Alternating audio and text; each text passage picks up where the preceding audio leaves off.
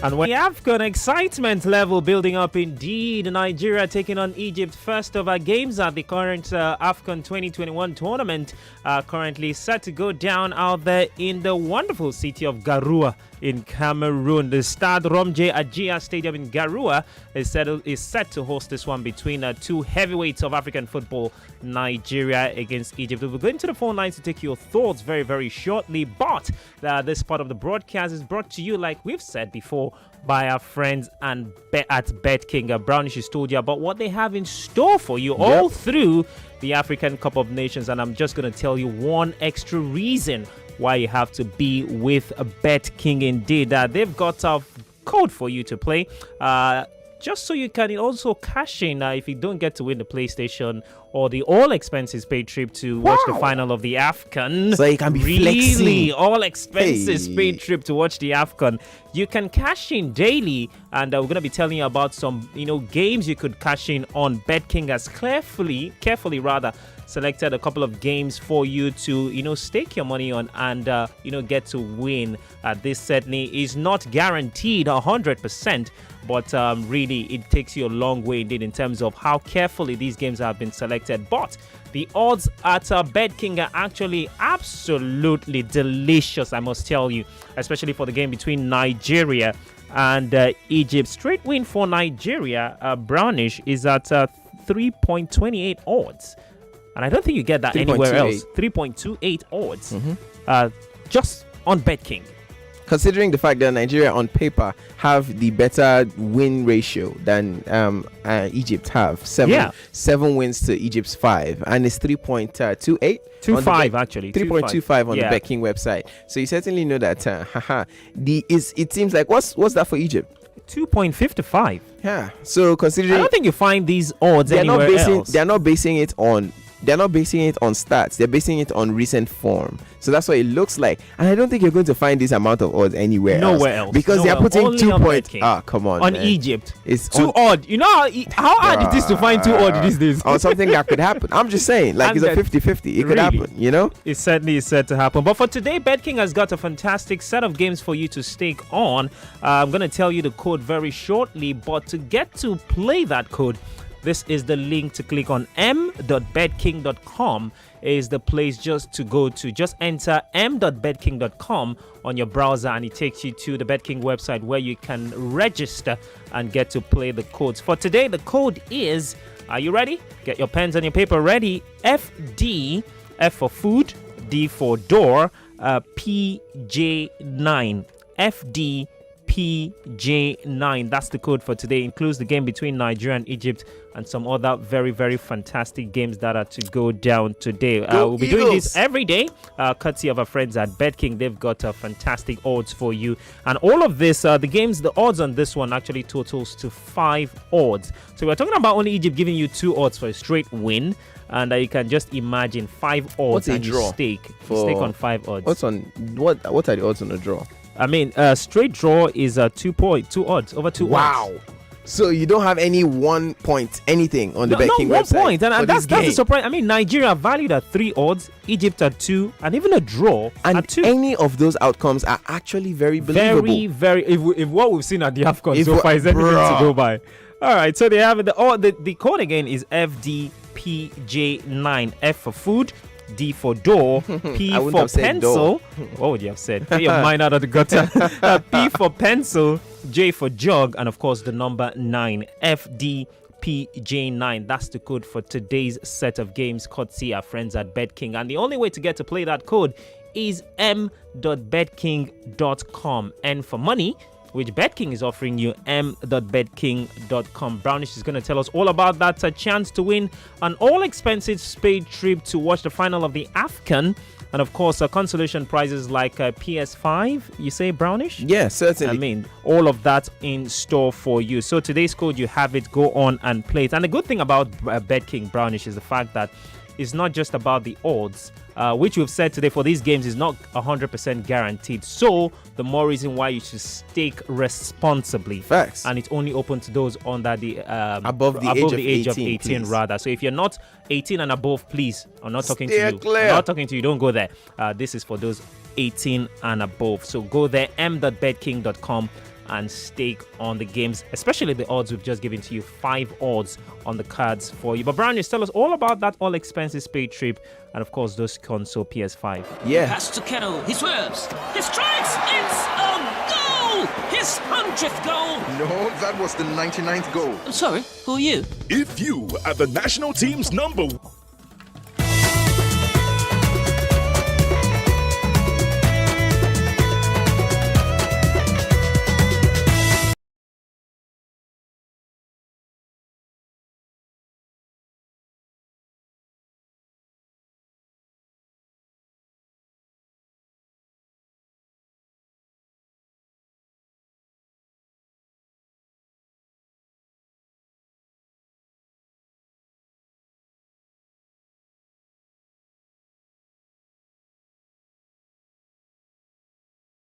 and digital entertainment company will be rewarding its customers with mouth-watering prizes worth over 100 million naira during the Betking AFCON promotion, including an all-expense paid trip for 4 people to watch the AFCON finals live, and it's going down in Cameroon, so you already know that it's about to be a city of cruise. And of course, Betking online and offline customers stand a chance to win smart TV sets, PlayStation 5 consoles, free betting credits, smartphones, and the grand prize of 2 SUVs for 3 lucky winners. So it's a JACS2 SUVs for 3 lucky customers through the weekly raffle draws. Now the AFCON promotion is open to new and existing Betking customers and is only available on Sportsbook. Virtual games and simulated reality are not included. And of course, let's not forget to participate. All you need to do is basically place a bet of a minimum of 500 naira on an accumulator with at least 5 selections. With a minimum of 500 naira means that you could have a lot more than 500 naira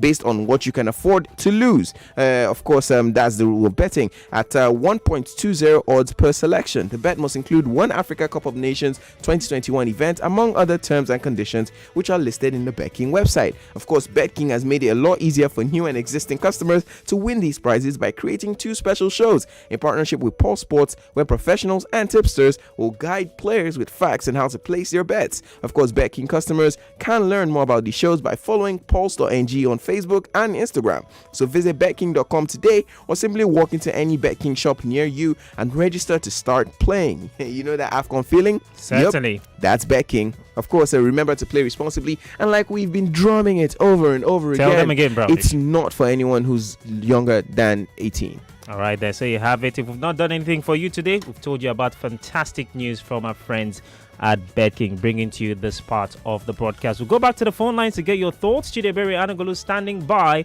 We are 15 minutes away from kickoff at the Stadium in Garoua in Cameroon. Nigeria taking on Egypt. Group D opener of the African Cup of Nations. Live commentaries for you right here on 99.3 Nigeria Info. Are you satisfied with that starting 11 from Augustine Aguavon in our first game against the biggest team in that group, Egypt? And how do you think this one is going to swing? Nigeria to win, Egypt to win, or a draw? Good evening to you. I wouldn't say the biggest team. I would say arguably our biggest opposition in the group, considering that we're higher ranked. By dint of the way Morocco played yesterday, Ghana, Morocco beating we rank past and of course defending champions Algeria playing today. It's an AFCON of surprises, really. So you never can tell. Nigeria certainly not favourites for this one, but we could pull the chestnut out of the fire. All right then. Good evening to you. Good afternoon. Well done. Good afternoon. Good evening. It's past 4. It's evening. Abraham from Shulere. All right, welcome, speak to us, Abraham. People they go show give Pepe today. Fantastic. Energy. All right. Oh, yeah. So how do you think it's going to go? How many goals? 3-0? 2-0? No, 2-1. 2-1. Wow, so Egypt are going to score. Nigeria. Okay, interesting. Okay, then. Thank you very much for calling. More calls. Good evening to you.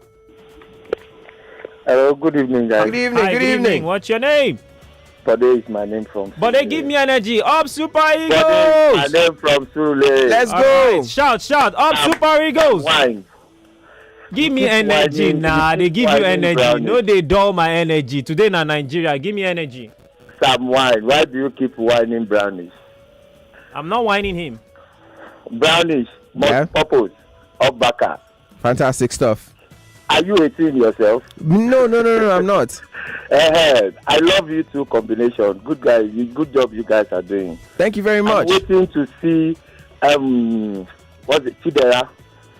That's what I'm waiting to. Oh, okay. That's fantastic. I hope you certainly see him. Yeah, well done, guys. Thank you very much. Thank you very much for calling in. Remember, this AFCON is in partnership with our fantastic friends at Coca-Cola and, of course, MTN. There you go. It's so great we have to work with these people bringing to you the AFCON 2021. So special shout out, big ups to you guys, MTN, and of course Coca-Cola. More of your thoughts about the phone lines. When you call in, please give me energy. I want to feel that patriotism for you that Nigeria is going to win today. So let's just do Up Super Eagles. Let's go. Hello? Up Super Eagles. There you go. What's your name? Oh, that's Nigeria Limited. Mr. Frank, welcome. I don't enter it. I don't welcome. All right then. See, like I tell you. Mm-hmm. You see, you go do the Vamnaya today. Okay, Then go choke. They go tap am. Energy. Who that be? They go enter into the sea today. We go show them Pepe. We go show them the second missionary journey. Let's go. Oh yeah. All right then. See, make I tell you. Tell me. If our strikers go hold it tight at the front, Okay. Ndidi and the rest go. They will do the job. For center. Yes, Yeah. so Then AFCON will come control the back. he go Kong everything. Anybody where they don't match, where they go they pass that ball to Salah, they go kick him. Football, no violence. That one go come out. All right then. If you not see food, how you want to chop him? Yeah, Okay, exactly. then, Mr. Frank, so what's your score prediction? I think they do my mathematics. Okay. But I see 2-1. 2-1, I mean. Bam. But I know one made the score that 1. Nine be the team. Nine be the coco. team. That 1, I know one made the score. Okay. If I want bring that 1 with 2 now, Nigeria go score them 3-0. Okay, I like that spirit. I certainly love it. If they never see who be tell you guys which they play ball like. Who know him? See, Nigerian boys don't chop fufu, chop garri. The stamina don't dey there. All right then. Anybody when they say Egypt, they say they be pharaohs. The Pharaoh we see today, we shall see them no more. May they remember the SEO. All right then. They go enter there today. Thank you very much. Like, they do. All if right. person tell Algeria say they don't go win, They no go hear, they no go believe. If person tell Egypt say go fire the 3-0 today, they no go believe. Okay, man. All right, So that's why they here. All right. Thank you very much, Mr. Frank. Okay, so of course, hello, good evening. Up by you go. No, that's not the energy we're looking for. Hello. Energy. Hello, can you hear me? Hello, sir. Can you hear me? I can hear you clearly. Okay, go ahead. I say up Super Eagle. Up Super Eagles, Eagles. very quickly. Yeah. This are the people from Oyo State. All Okay, right, thank you very from much. Oyo State. Let's go. Yeah, from Oyo State.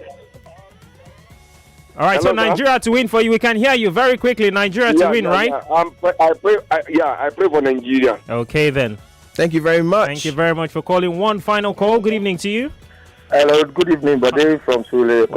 Welcome, Daddy. It's today that we need to hear fly, Eagles, fly. There you go. Hey, Don't worry, God. we'll play it That's for the you. vibe. So let Eagles fly. Yes, All right, sir. then. Thank you very much for calling in. I think we could do one more. Or just one final call. Good evening Okay. to you.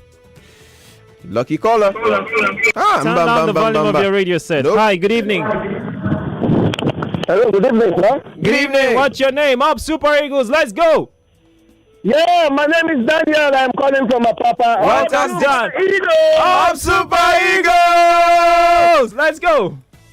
Yeah. Nigeria is going to win today's match. Awoni is going to be the man of the match. All right. It's going to be with a very slim margin, 1-0. Okay, Interesting then. stuff. Thank you. Thank you very much for calling in. Brownish Chidebere is standing by to take you through live commentaries alongside Muyiwa between Nigeria and Super Eagles at the Stade Romde in Adija in Nigeria and Super Garua. Eagles. how the Super Eagles, Nigeria and Egypt, more like at the Stade Romde Stadium, at DJ Stadium in Garoua. We have to go Brownish. We'll be back at halftime for more analysis. But how do you call this one, Brownish? Yeah, to me, I see a 2-1 scoreline as well. And I just want to remind you guys, remember, we're doing this alongside our broadcast partners, talking about MTN. And of course, it's refreshed by Coca-Cola. So we already know it's vibes on vibes. Let's go! All right, then. I'm Samuel Victor Akman, handing you over to the capable hands of Chidebere Anugolu, your match day commentator. And he'll be getting coloring from the very capable Muyiwa on the broadcast. Stick around, guys. We're live streaming on Facebook. We're live streaming on YouTube as well. Nigeria Info FM on YouTube. And of course, Nigeria Info FM 993 as well on Facebook. We'll be back at halftime. It is our coverage of AFCON 2021. Up next, Egypt against Nigeria.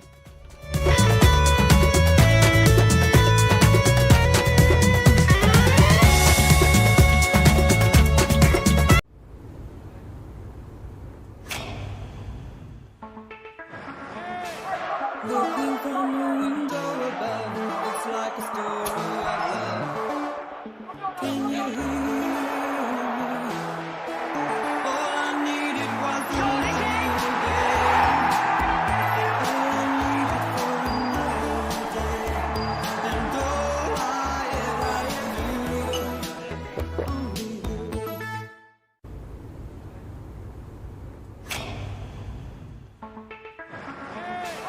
Looking from a window above, it's like a story of love. Can you hear me? All I needed was to love you again. All I needed for another day. And all I ever knew,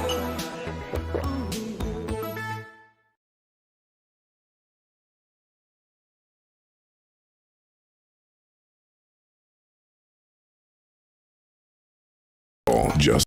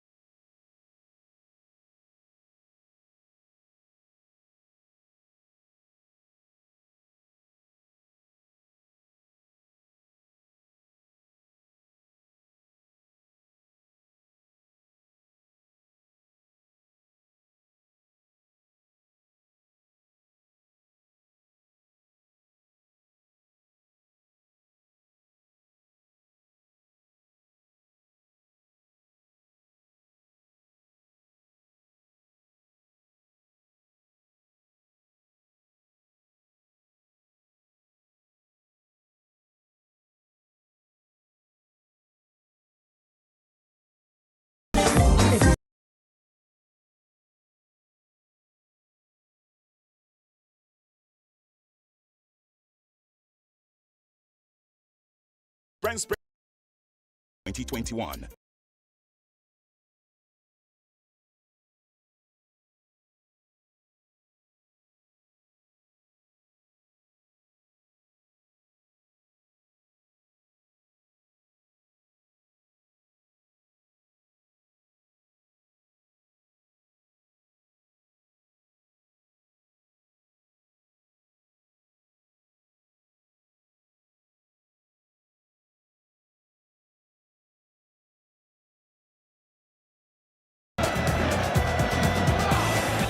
And we are almost on the way out there in Garoua for the big clash between these two teams. So two countries have got big history between them. And where we're up and running with the national anthem of the Super Eagles of Nigeria out there in Garoua.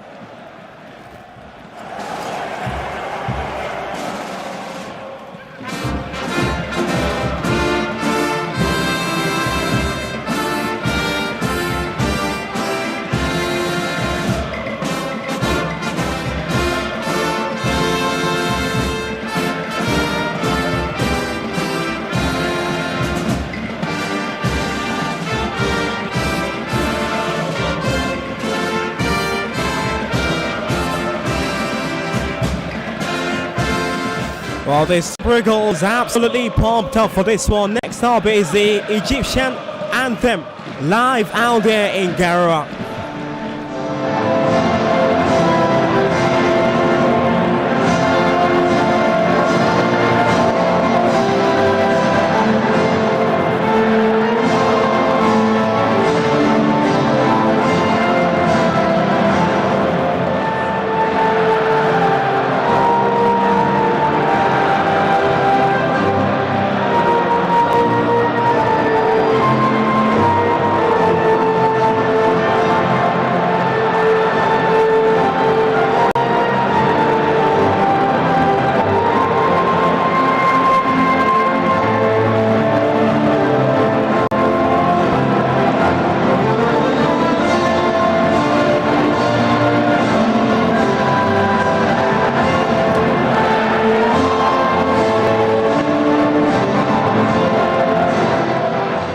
And so it goes with the national anthem of the Egyptians. The African Cup of Nations has seen rivalries over the ages, but not many are as old as the fierceness of this opening game in Group D. Nigeria v Egypt is one of those rare fixtures at this championship, one as old as many countries in Africa. Tonight, worlds will collide, seas will rise and go red again, and the stars align as the Pharaohs go on the hunt for these Eagles. They dare not let go. Two heavyweights of African football dynasty turning up the heat in Garua, Cameroon. It's a delicious fixture of sensational proportion as new unheard heroes of this championship locked behind the shadows of time, waiting to claim destiny and waiting for destiny to claim them. Our coverage tonight is set on the edge of quality and continued history to make heroes and villains alike. Welcome to our broadcast of Group D's opener is the Super Eagles v the Pharaohs in the port city. I'm splashing pictures for this one. I'm Chidiburi Anugolu, but I'm not alone. I've got my good friend Muyiwa Ojo who joins me on commentary side. I would say ringside. Muyiwa, it's good to have you for this one. Yeah, the big one out there in Garua. Yeah, it is good again. Chidiburi, it's actually good again for us to get down here now. The long-awaited competition that we've waited for, and definitely one of the biggest games on the continent, and definitely looking out how the Eagles get to survive in the midst of Pharaohs. Definitely kingship in terms of how leaders are considered in Egypt, but definitely Chidiburi, it's good to be here again. Well, we've got the lineup up, and we're getting pictures live from Garua. We're getting pictures from, just seeing Augustine Guavon, the Super Eagles head coach, just lapping up the heat out there. There are a lot of fans coming out for this one. When you are unlike some of the other games we've seen so far, where there were just a pocket of fans, but it looks like it's a big Nigerian presence out there in Garua. We'll talk about the presence in a little bit. Center referee, Bakari Gassama, the 42-year-old, very experienced for these sort of fixtures. One of the big names as far as refereeing is concerned on the African continent. And Nigeria have come here looking very lush in their dark green colors and looking for a win against a team they've got big history with, against Egypt. And we're here to paint all the pictures for you. We're up and running. In goal for Nigeria is a 4-3-3 formation from Augustine Guavon. He's coming goal with Maduka Okoye.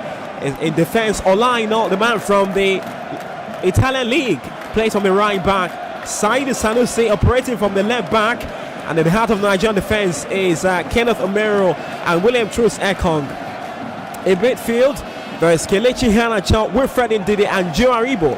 And Samuel Chukwueze, Moses Simon and Taiwo Awoni, who is making a big debut in this tournament. Start off from the Union Berlin striker, starting for the Super Eagles. For the Pharaohs, they've come with a 3-4-2-1 formation, cut to their head coach Carlos Queiroz, the Portuguese. In goal is Mohamed El Shanawi. The three-man defense is made up of Ahmed Hagazi, Mahoud Elwesh and Hamdi Fathi. The wing backs are made up of Ahmed Abu El Fatah from the right wing, and from the left wing channel is Akram Taufik. In the heart of midfield, we've got Mustafa Mohamed and Mohamed El Neni. Even as the Egyptian will come forward now. Mohamed Salah up front alongside Aston Villa's Tracer Gray and Omar Mamouche, the number 22 shirt, who is striking for the Pharaohs here tonight. Well, lots of predictions coming through for this one. I wonder how your mind is working. What are the mechanics in your mind saying for this one? Honestly, I probably be looking at this game to ending up high-scoring draw, considering that we've not really had too many games, with too many goals. Don't forget that we've not, since that match they won between Cameroon and the opposition, I must really say Burkina Faso, we've not really seen too many goals. So maybe a 2-2 draw, and most especially something fascinating for us to look at here, Chidebere. Well, lots of fascination to look forward to. Nigeria playing from left to right in their lush dark blue, dark green, and dark green shirt, dark green short, and dark green socks with white stripes. Even as they come forward now, Taiwo Awoniyi stealing the ball off an Egyptian defender right in the heart of the 18, but is well mopped away by Mahmoud El Wesh. Just saving the danger for the Egyptian. Corner kick for Nigeria. I'd expected, this is something we probably expect from the front man to actually press high, and Taiwo Awoniyi actually did that and kept Wench under pressure, and that could have almost led to a chance anyway for the Super Eagles, and that's the intent. It's something we probably thought we're going to be missing, considering that we've missed out from a talisman, Osimhen, but that's Taiwo Awoniyi just showing some signs of promising, Well, lots of promise in the young stars Nigeria have taken to the AFCON, and just also note we've got Emmanuel Etim, who is live in Gara. We'll be hooking up with him at some point during the broadcast. We're proudly refreshed by our friends at Coca-Cola, and well engineered by our big friends at MTN. So making sure this broadcast is live right into your homes, your cars, and your ears. We've seen 3 going on 4. Nigeria 0, Egypt 0. Lots of big talk heading into this fixture with some big names missing for Nigeria. How do you think Nigeria would fare in this tournament with the likes of Odion Ighalo, Victor Osimhen missing out, even the informed Emmanuel Dennis from Watford in England? I'm not going to take out the fact that Taiwo Awoniyi as well is informed, but come on, we're talking about Osimhen, who has arguably been one of the best strikers in Europe, considering how he's been able to make Napoli and then side contesting for the title, and that's expected. But come on, we've got Taiwo Awoniyi, who's racked up 14 goals already, and Dennis, it's a disadvantage for us because it limits the advantage for us in terms of the front line. But you've got Omar Sadiq and that young man as well, who could probably fill into that number 9 position just in case of makeshift situation. Kelechi Iheanacho as well could be a contributing factor in that front line, just if that could be or somewhat a trigger tweak in the way we're operating in terms of offensively. Well, this is the 9th time Nigeria is meeting Egypt. If they come forward, the Egyptians from the right-hand side, now they've got the ball in the 18. It's a snap strike from, it looks like it was from Mohamed Salah on that occasion. It was indeed from the on-running Ahmed. I was indeed from Mustafa Mohamed, who took that snap strike. The man who plays football with Galatasaray out there in the Turkish league, but it was a lame one and easy to catch by Madikal Koyi. It's just like Zadu keeps struggling on that left-hand side, unable to deal with the threat, and that just contributed to the mystery to some extent for Ekong. Nigeria are busting forward now from the left. Kotsi Moses Simon plays his football out there in France. He lays it from the on-running Ndidi. He's got some shot in him. He's got the ball in the 18, just in front of the 18 towards the left, but he just couldn't really release that trigger from that channel, and there's some great defending coming through from the Egyptians.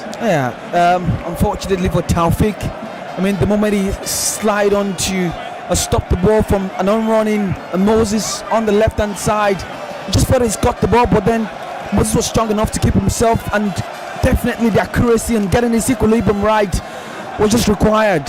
And Taufik Amajaf just impeded himself there, and it's the tackle. He was just trying to launch himself in to stop the ball, but unfortunately the awkward situation didn't make him land correctly. Well, the 24-year-old Al Ali defender is down on the turf, and he went down, caught to that challenge on Moses Simon, probably called Daddy. He will be looking to daddy this game today for the Super Eagles. But today, such a big challenge the Pharaohs of Egypt posed here for the Super Eagles, so would look to fly. Of course, and Moses has continued to show his improvement, in Nantes, and we've seen that over time, and it's looking to beat his record, which he had 2 seasons ago. That's in terms of assists now. He's already got 6 assists already for Nantes, and that's a contributing factor to his development in terms of creating chances. And he was on the verge of doing that until when that attack was nullified. The moment he received, the moment he fed the pass on to Ndidi, who was just a few yards away onto the left-hand side of the D. Well, looks like it's a very loud Nigerian presence out there in Garoua, just making their presence felt. And it's going to be a very tense game for the center referee, who is not used to tension. Bakari Gassama Papa is a very experienced referee. I was there in 2014 at the FIFA Men's World Cup, was among the 25 referees for the tournament. Or the man from the Gambia is continuing to build his profile and officiating big games on the African continent. I look at the story of the center referee, and it reminds me of the story of Kunta Kinte. If you've watched the series Roots, I haven't. Reminds me of the story of Kunta Kinte, and he's a Mandinkan warrior actually. If you look at the history of the Gambia, Nigeria would come forward. They wouldn't mind any of those history. They've got the ball in Egypt's half. This time it looks like it's Taiwa Woni, and the ball will find its way towards the left now to find Moses Simon. It's got 2 red shirts on him, and they win the ball very easily. Trezeguet has it now infield in his own half, and the Egyptians look to change and switch the channel of the ball.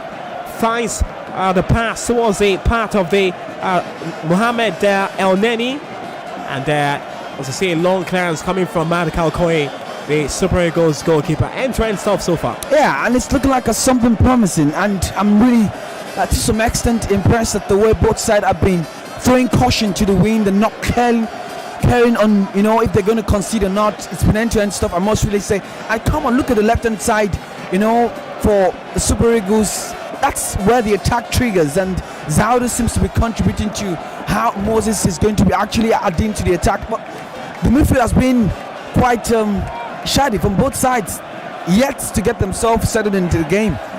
Well, it looks like we're going to see an early change coming through for Egypt. It's a first one. Mohamed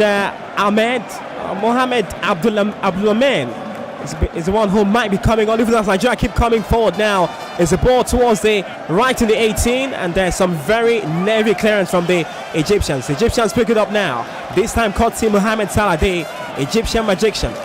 He loses possession back to Nigeria. Samuel Chukwueze will pick it up in Egypt's half. He's got the ball just in front of the 18-yard. It's a trickster, but on that occasion his tricks and magic doesn't work, as the Egyptian will rebuff that challenge and ball back to Wilfred Ndidi for Nigeria. Yeah, if you look at what Samuel was actually doing, Chukwueze was waiting for Lionel to actually make that run behind him. He waited and delayed the pass, and that just didn't come in early, and in the end he got dispossessed just a few centimeters away from getting into the 18-yard box, and he got dispossessed. Well, we're just waiting to see if that change is going to be made. And in the absence of just looking at the Nigerian starting 11, in the absence of some key names in that defense, one in particular who makes up what is called the Oyibo Wall, or it was indeed Leon Balogun who makes up that Oyibo Wall alongside William Tris Ekong, who just couldn't make it for the AFCON. But Nigeria have possession now, courtesy Kenneth Omero. It's a man who's been there through the ages, Kenneth Omero, and plays his football out there with Leganis in the 2nd division. Here come Nigeria, courtesy Chukwueze. He's got the ball towards the left and is easily dispossessed. Some superb defending there coming from Ahmed Albo Al-Fato. Yeah, Fatah has been absolutely trying to make sure that Chukwueze doesn't get away from him. That's the tricky foot of Chukwueze as he does it, and he was just so quick in trying to get himself on the edge. The wiggle, trying to get himself in and outside, just keep the ball moving, and that's the best thing once the lesson has been taught, for a midfielder or rather a player who's actually tricky. Corner kick for Nigeria, swung in, and he's with ball very easily. Another one to come in for the Super Eagles attack was caught off the air by Mohamed El Shanawi. Well, Emmanuel Etim, I wonder what the feeling is like from the Egyptian bench with that sub made. It must be very terrifying. Coaches don't like to lose their best players very early in games. Yeah, hello Chidi, I hope you can hear me. Absolutely, Mano. What's happening with the Egyptian bench? They look a bit shaky with that change. Well, I've got my binoculars with me at the stadium so I can actually assess the present situation with the Egyptians. But I don't think there's anything that has altered their plans. Yes, no one likes to take a player off injured. It completely alters the strategy. And even as we speak, there's an Egyptian player down at the top. It looks like it's not Mohamed Salah, so they'll be fine. But they look quite shaken, maybe, Chidi. I've just spoken to a colleague here and I said this game is going to be flat drop. You know, I expected some level of game press from the two sides. It's not happening at the moment, so but I have been pretty impressed with the Nigerian side. For your question about the Egyptian bench, nothing much. They'll just try to make amends with what they have at the moment and see how they can hold on and possibly do what they outlined to do, counter-attack the Nigerian team. All right, fantastic. Thank you, Emmanuel. Emmanuel, who is live out there in Garura, just watching this one for us and keeping an eagle eye on both benches, the Egyptian bench and the Nigerian bench. And we're refreshed by our friends at Coca-Cola for this broadcast and for AFCON coverage here on Nigeria Info. Throw for Nigeria. Is a long one into the Egyptian half. Some defending now for the Pharaohs. And well, they don't do that cleanly. Nigeria have got the ball. Samuel Chukwueze switches the pass towards the other channel of the 18 yards. And well, Nigeria now have got some defending to do. Long ball for the Pharaohs. But looks like Trezeguet just couldn't get to the ball as quickly as he would have wanted. Yeah, everyone still feel not settled yet. And that definitely is as a result of anxiety, quick to always lay the pass on. No one's trying to calm the situation, but that was almost a dead situation, for Nigeria. Super Eagles still yet to get themselves into the game. So also with the Pharaohs as well, yet to get themselves into the game, and that's understandable. Both sides, big boys, and trying to impress. Well, this is Egypt's 25th appearance at the African Cup of Nations. It's a record in history of the tournament. They've won it 7 times, of course, the record winners of the AFCON, while the Super Eagles are 4 titles lagging behind the Egyptians. Well, it looks like it's going to take a while, really, for Nigeria to catch up with the Egyptians.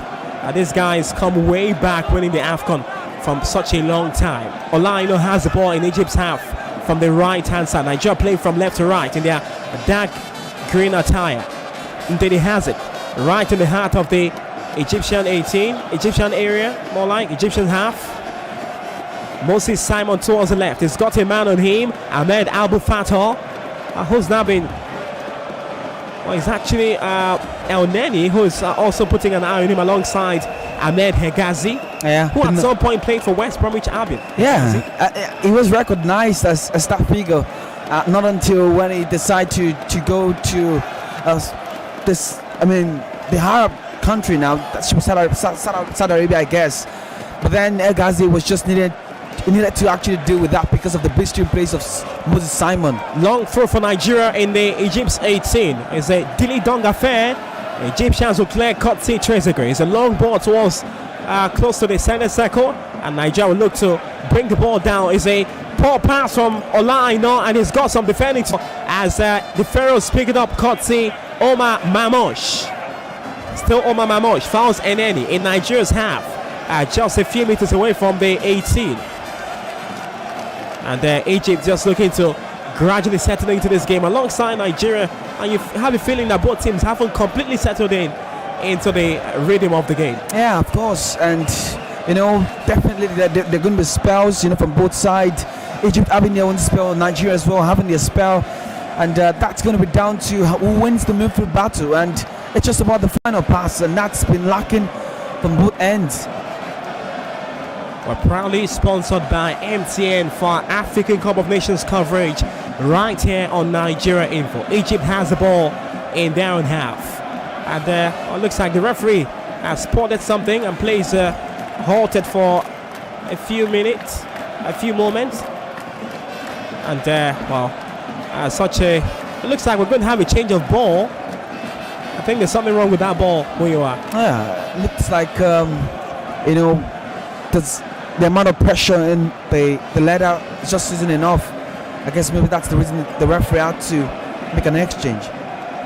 Well, Mohamed Salah made his debut at the African Cup of Nations back in 2017 for Egypt.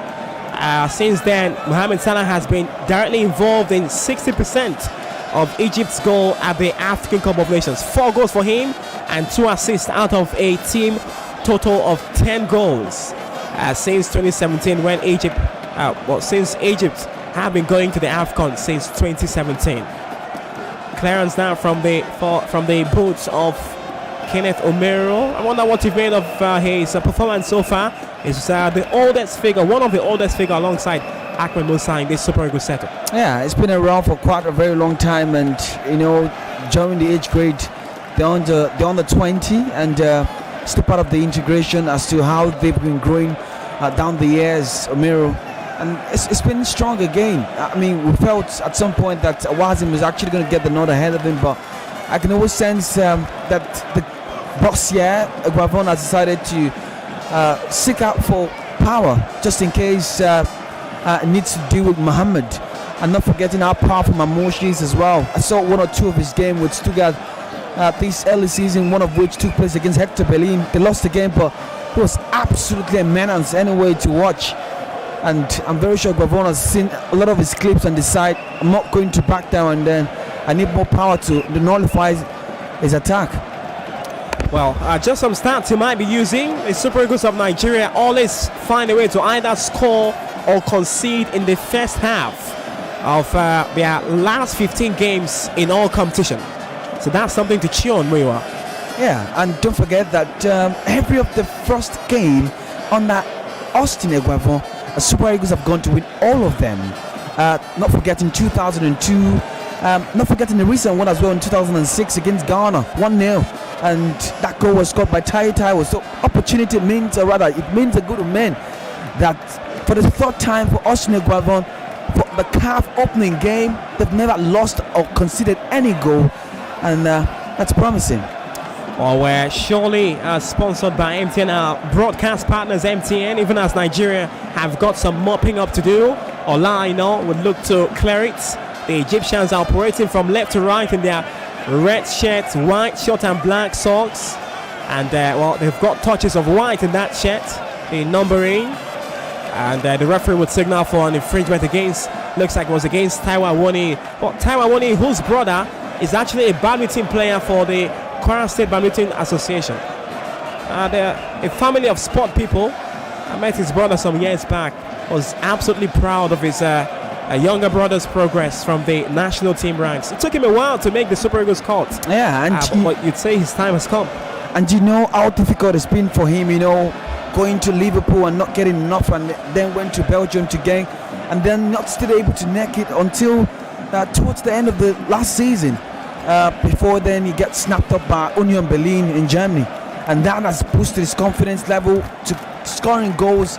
Already got 9 racked up for himself in the Bundesliga, and absolutely wonderful. Should say remarkable performance he had to put in to get that call up, by the Super Eagles. Well, we're refreshed by Coca-Cola, who are refreshing us for this broadcast and for all of our broadcasts at the AFCON. And of course, MTN, our proud broadcast partners, proud supporter of Nigerian football. MTN, Nigeria with some clean defending. Zaidu Sanusi, he's been brilliant towards that left-hand channel. Yeah, like I said earlier, it's made effort to keep Moses going. And Fatih has been absolutely working, and Nani as well. And that left-hand side has been really worked out. We've not seen too much of Salah, and that's because the Super Eagles are not giving them any chance to get on the ball, and that pressure mounting. Well, Emmanuel is live in Gara for us. Emmanuel, I wonder what perhaps the Super Eagles manager is telling his players from the touchline. Augustine Guavon, his Well, he's a tactical manager, as we've seen from his interviews, but he seemed to have found a way to shape this team for this match. What's he telling his players from the sideline? Yeah, Chile again, just kind of binoculars to get his reaction. He's just standing, nothing much as regards the conversation. He's off. Would be saying just keep Mohamed Salah updated. That's the mission. That's what everyone is saying. And surprisingly, I think they succeeded to that in 22 minutes.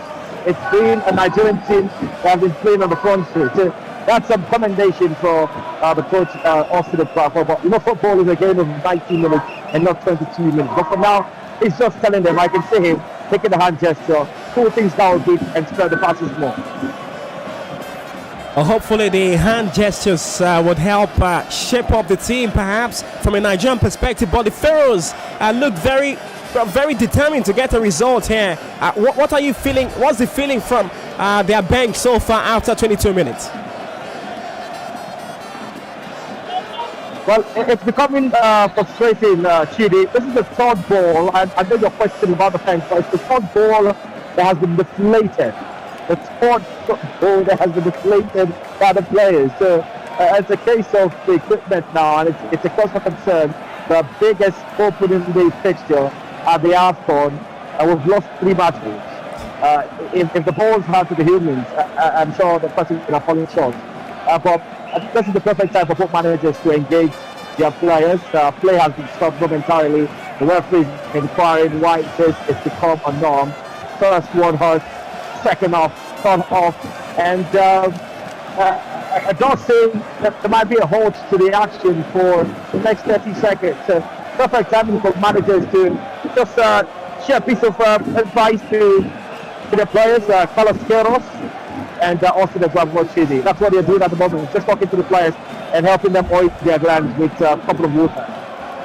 Well, we've seen the third ball change so far, and that's some stats. We were 3 balls so far deflated. Shows a lot of passion going into this one. Yeah, probably. On the other side, it just shows it's bad brand, for those who are in charge of, producing the ball. Because stats definitely doesn't speak good about the brand itself. I don't think we've had issues with the ball so far. It's just it's one of the rare situations out there. But 3 is quite a massive number. 3 is a magic number, Muiwa. Okay, if you say that. We're back on play. We've seen 24 going on 25. Nigeria nil, Egypt nil. The opening game in Group B. Egypt have got the ball in their own half. Launch into the Nigerian half is picked up by Kenneth Omero. He'd find support with Zaidi Sanusi, and Nigeria will look to just calm things down. They look pretty good, edging Egypt in terms of the possession. We'll come to the stats very soon. Long ball into the Egyptian half from the Nigeria's right-hand side of Olaino's operation. And look at the way they're passing the ball around, and this is fluid and lucid, honestly, because they're trying to keep the ball away from the boys in red and white. And consistently doing that just shows that they're trying to boost their confidence and hoping that it breaks. And Mohamed Salah, 3 of them, including Elneny as well, haven't been able to get a touch on the ball. It shows that the Super Eagles, are dominating this game, but they've got to be precise about what decision they're making. Of same 25 going on 26. Here comes Moses Simon towards the left. He's got men on him. He's thinking of a cross. He crosses. Well, it's a long one. He eludes everyone and just splashes away towards the far right-hand corner in the Egyptian area. He just misjusted the push of the ball. Moses has gotten himself. He's got away already from Mohammed on the left-hand side, just on the verge of getting towards the byline. He hits the ball a little bit, scrap it a little bit, but that cross is just so deep enough, and no one can dig it out. Well, he reminds you of a certain Victor Moses with that run. It's a typical Victor Moses run. Yeah, it's just that Moses plays on the other side. Well, yeah. Here come Nigeria yet again. Moses Simon has got the ball in 18. Big chance for Nigeria. And the strike would come from Moses Simon, side netting. Big chance gone begging. Arguably, he's been the best, or rather, the most promising individual in this game, Simon. And look at that pass, thrust that through ball, splitting the defense into 2. And it came up from the right foot, of course, of Taiwo Aribo rather. And then he went and stopped the ball with his right foot, and then tried to find himself or rather the ball into the back of the net, but the side netting just came in the way because that's a difficult angle to score from. Well, Nigeria looking very impressive with 26 minutes of football gone and with what is perhaps the best chance of this match so far. Moses Simon, maybe a little bit selfish on that occasion. There was Taiwan warning in the 18 waiting for a pass. I just wanted to fancy his chance, and that's quite ambitious because he's been arguably the best, or the most promising individual on the pitch. But yes, like you said, he could have actually laid the ball off and crossed maybe. But it was maybe thinking on the other side that ball could be delivered across that, or rather put it out of the 18-yard box, and he wasn't ready to take the gamble. Long ball towards the path of Moses Simon again. He's operating from the left-hand side. It's a lot of work really for the Egyptian defender. And this time he doesn't succeed with getting a ball into the heart of the 18. And is well defended by the watching eyes of Mohamed Abdulamin. Yeah, Abdulamin, it seems to be tidying up. I mean, for someone who's not a natural right full back, yeah, it's going to be having a lot to deal with Moses Simon pace, and he's already complaining, gesticulating as to the inconvenience that Moses kept him on, and is playing on the edge, surely. But one thing you can actually attribute is the contribution, the backup. When he calls them, they're already there to assist him, and Simon has been absolutely immense but predictable. Long launch by the legs of Mohamed El Shanawi, and Nigeria with some defending is a nervy one from Kenneth Omero. He was under attack by Mohamed Salah. He caved into the pressure. Thrown out for Egypt from the right hand side. 28. We're 2 minutes away from the half of an hour of football played out here in Garura. Throw for Egypt from the right hand side. It's going to be taken by, it looks like it's El Neni to take it. It's a long one, finds Trezeguet, who heads it out, and Nigeria can pick it up. Long launch from Wilfred Oyende. There's a poor one, and it goes straight to the hands of El Shanawi. They wouldn't have been need to actually hoof that ball such distance. That's almost 60 yards out. Trying to pick Taiwan Awoniyi, making the run, but it's not such a pacey player. But look at the left-hand side and then pick out Samuel Chukwueze rather on the right, and that could have actually ignited a counter-attack because Taiwan Awoniyi is already making his run towards the center circle, or rather away from the center circle towards the D, and the pass was just absolutely atrocious. Well, we're proudly refreshed by Coca-Cola, our sponsors for the African Cup of Nations, and MTN powering this one. Proud supporters of Nigerian football. 29 going on 30. Nigeria nil, Egypt nil in Garura. Opening game of Group D. On arguably the biggest fixture so far at the 33rd edition of the African Cup of Nations. Is it the biggest? Well, arguably. I mean, compared to Ghana and Morocco. Well, that's why. I mean, Ghana Morocco is a big game. It's also one of the arguably biggest games so far. Of course, it is. Truce Ekong with the ball in Nigeria's half. He's got support towards the left with Kenneth Omero. He's played a good number of games with Leganes this season, Kenneth Omero. Moses Simon picking up towards the left yet again. He's got pace, swings it into the area. Awoniyi with the head to it. Ariwo picks it up. Big chance for Nigeria, and the Super Eagles get it. Yes, they absolutely smash it home. It's a Mercurial Leicester City forward, Kelechi Iheanacho, and it's the man who smashed it up for the Super Eagles of Nigeria. Refreshed by Coca-Cola. And absolutely, he is one man who is refreshed by Coca-Cola.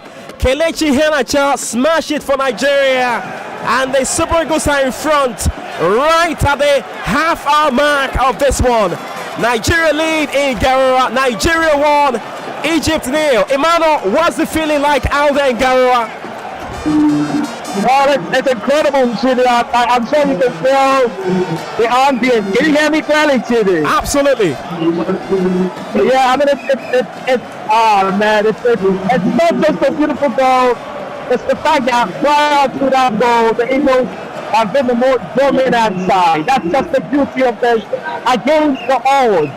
And I say this not disrespecting the history of the Nigerian team at AFCON, but coming into this game, all platforms back them as underdogs. And here they are, just minutes into the first half, 32 to be exact, and found a way to score one of the goals of the competition. It's fascinating as expected. The crowd went complete bonkers. The press tribune where I'm seated is right in front of the Egyptian supporters club, and they are mum. They've been the loudest at the stadium, but proud. The moment that ball went in, they kept quiet. But we know the Egyptians today, they've got quality. They've got Mo Salah. Anything is possible. But what a goal that was. An incredible atmosphere here. Deserving for the Nigerian team. And I know you're going to ask me about the bench. The Egyptian bench is quiet. The Nigerian bench is happily quiet. Well, the Super Eagles getting this one out there in Gara. Well, moving up for you. Such an incredible strike from Kelechi Iheanacho. But come on, take a look at the way he controlled the ball. He had the ball cushioned onto his chest and then down to his left and then hits that. But look at the pass first on the left hand side. And I picked up Moses and the ball was headed up by Hawoni. Aribo picks up the pieces and stitches down to pick out and unmark completely Iheanacho, who was in the 18-yard box, and the ball onto his chest, glued, and it brings it down, to his left foot. Didn't quite hit that with too much power, but then he had to make sure that the precision is right, and that was absolutely into the net, and El Shanawi was not going to get a chance. No one could mark him now. Wench was just looking at him, and Negazi was completely away from him because he's gone already to mark Tower when he was headed the ball backwards, and that was a delightful finish from such a fascinating player. He doesn't get the recognized identity as an individual in Leicester City, but come on, that's 13 for him for the Super Eagles for Iheanacho. Well, absolutely, Iheanacho's 13th goal for the Super Eagles in all competition. Nigeria leading this one from the goal, from the scoreboard. A long ball from Truce Ekong towards the path of Taiwo Awoni. It's a very technical formation Guava is playing here, and he was speaking during the presser, and he was talking about expecting surprises. But the Egyptians have got quality in abundance. Here they come, El Neni. Got the ball towards the center line, just towards the far left of the center line, as the ball would go out for a throw. Hopefully it's not another ball change. Definitely not. I just hope so. El Neni, the former Arsenal man, on these days, doesn't play straight anymore with Arsenal. And Omuyua is a bunch of talent, Mohamed El Neni. He hasn't been able to live up to expectations since he's left for Basel. We saw him twice, on occasion in the Champions League, and then Arsenal felt that this is a good buy for there to sign him, but has not been able to stamp his authority with the Gunners in England and unable to actually replicate that form.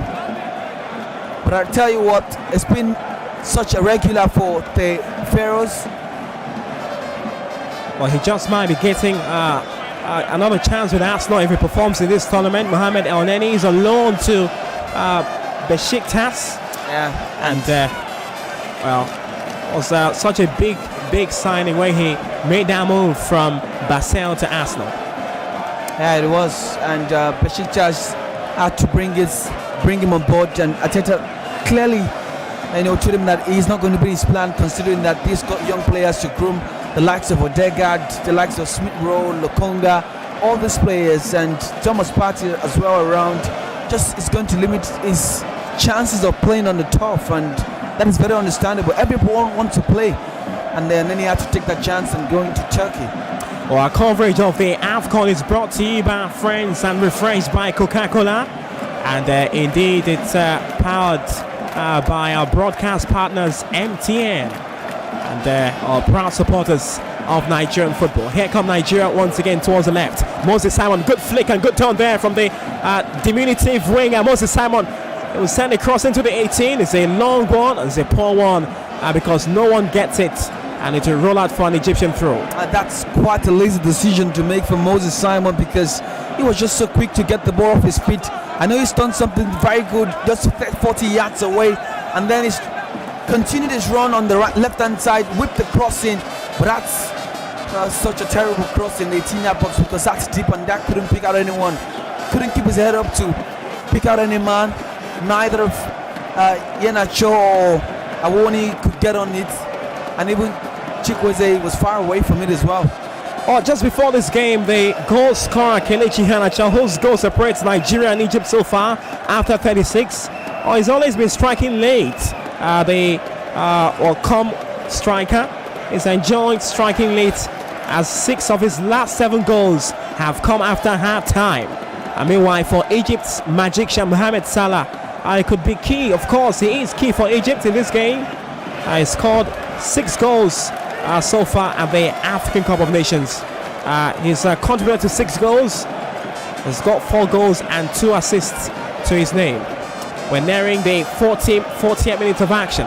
It's still Nigeria 1, Egypt 0. That goal coming earlier caught in the boots of Kelechi Iheanacho in the 30th minute, right into the half-hour mark of this broadcast.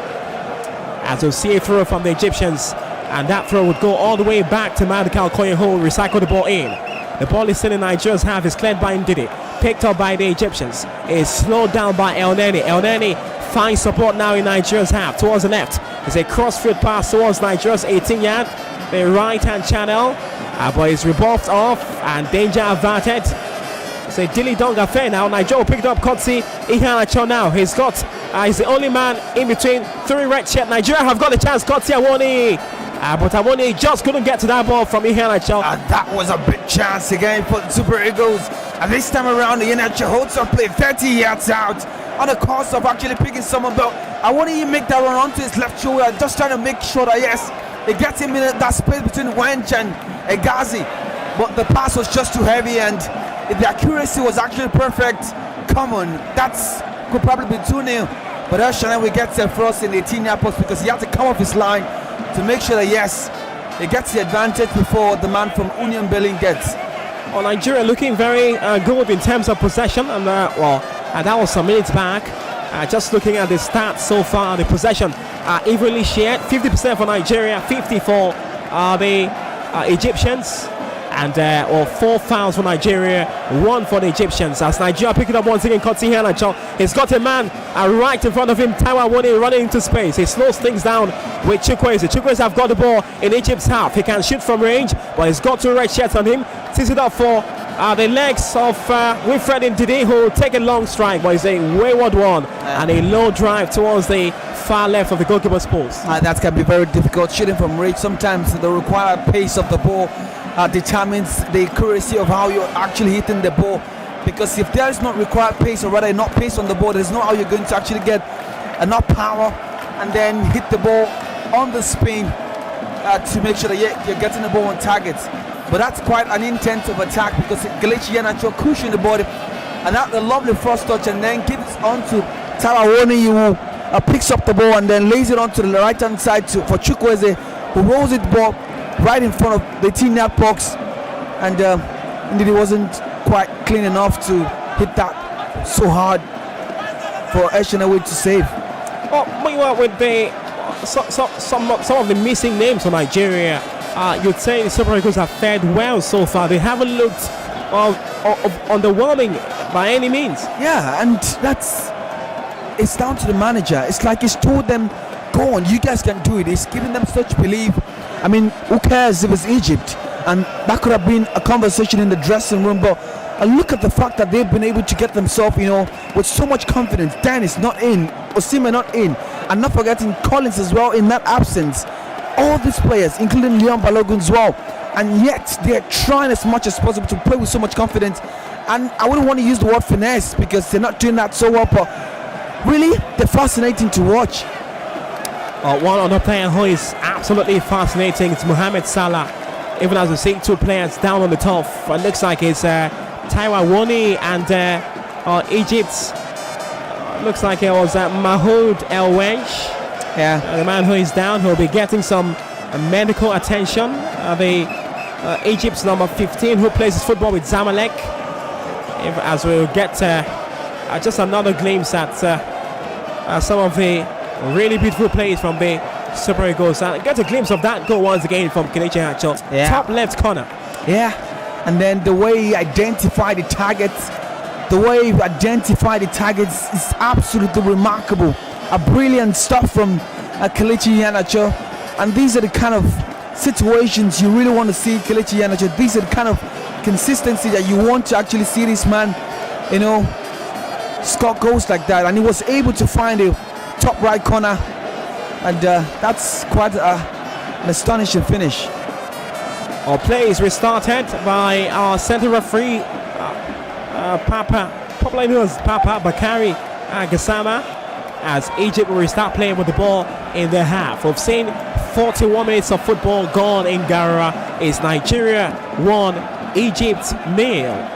And they were proudly refreshed by Coca-Cola. Nigeria picking up once again. It's a quick counter-attack for the Super Eagles. Iheanacho has got the ball in Egypt's half. It just might be another chance for Nigeria. And a snap strike from Taiwan Wani just goes straight to the hands of El Shanawi, who picks it up. It's always interesting to kind of find a good comfort place with the names at the AFCON. But that's a very good combination again with Iheanacho and Tarawuni. More or less like they're playing as an interchange second striker and a striker, because Tarawuni actually leading the line, Iheanacho playing as the second striker, because at first it appears as a 4-3-3, but then they have reversed to play as more or less like 4-4-2, and that could have been a chance again, and for the third time that's a shot on target. Well, meanwhile, with 42 minutes of football gone, just feel the Egyptians haven't exposed the frailties which are there in the Nigerian defense. And the Pharaohs are already playing, with so much fear.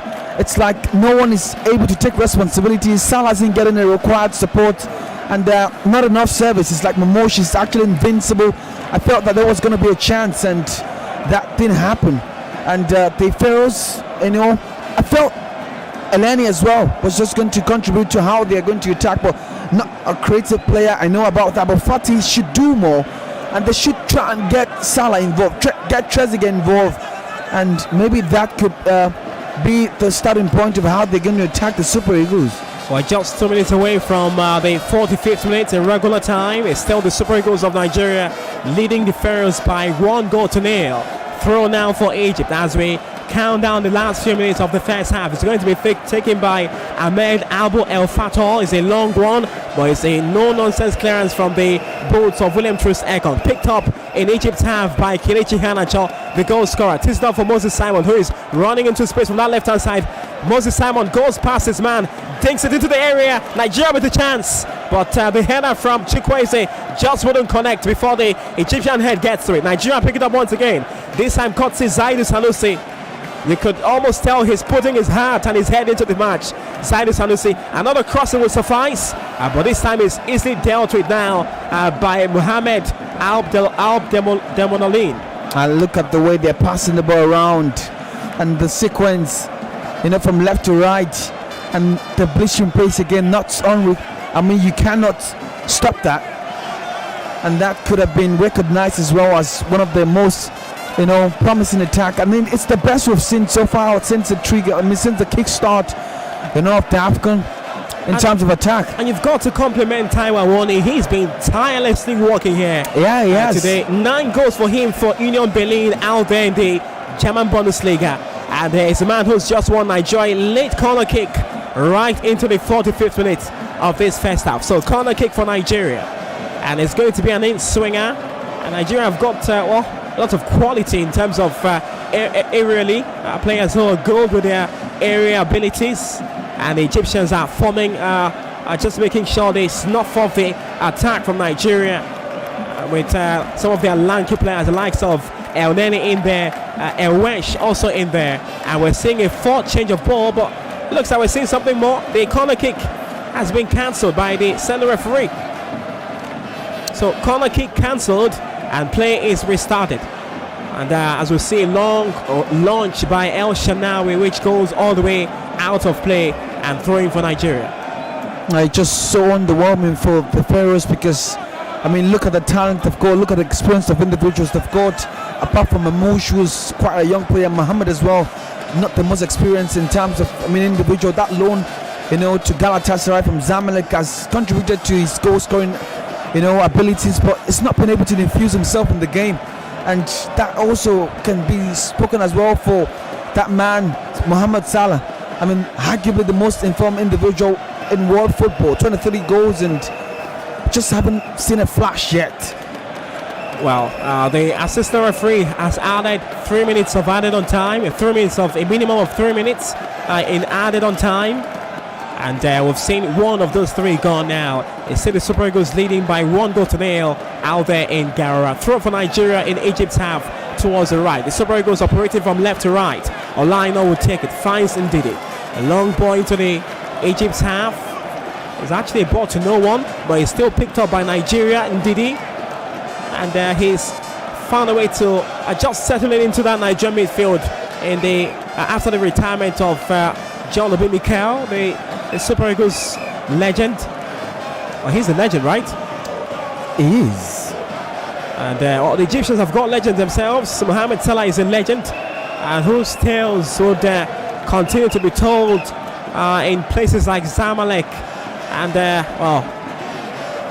lots of places in Egypt, in the whole of Egypt typically, as Egypt would restart play now. Still the Egyptians who have the ball in their own half. Mahmoud El Wench finds support towards the right with Hegazi. Picks it up, it's Tracer Gray, back to El Neni in Nigeria's half now. The Egyptians might get that equalizer right before halftime. Long ball into the Nigerian area is well shielded by Trus Ekong, and he allows the ball roll out for a goal kick for Nigeria. Yeah, it's sort of cheap, for that man Mamouche, because Ekong has gotten an advantage already and shooting him away from the ball, and Ekong was desperately waiting for him to touch him, and then Mamouche obliged. Well, Nigeria, like I said earlier in their start, they always find a way to score in the first half, either score or concede in their last 14 games in all competition, and they've lived up to that start so far as we gradually finish up this first half. Long launch from the Nigerian goalkeeper Maduka Okoye, and an infringement is cited by the center referee, and the whistle would come from the center referee. He's seen enough of the first half. Bakari Gassama, in what's been one of the biggest games so far at the African Cup of Nations. This one has seen quality, it's also seen quantity, and at the end of the day, after 45, it's the Super Eagles who have their noses in front, spilling first blood in the 30th minute. Kotsi, Leicester City forward Kelechi Iheanacho. Not a lot of goals for him out in England this season, but he's bringing those goals in Africa, in Cameroon, and stealing that ball, getting that assist from Joe Aribo, and there's a connection from Scotland to England, and it's in the land in Garra where the action is going down. Half time after the first 45 in Garra is the Super Eagles of Nigeria who lead by 1-0. Kotsi Kelechi Iheanacho. And surely our friends refreshing us for this broadcast, Coca-Cola, and not forgetting MTN, who are broadcast partners and who are also proud supporters of Nigerian football. Up next is Samuel and Brownish with the analysis of the first half, taking your thoughts on what you've made of the first half.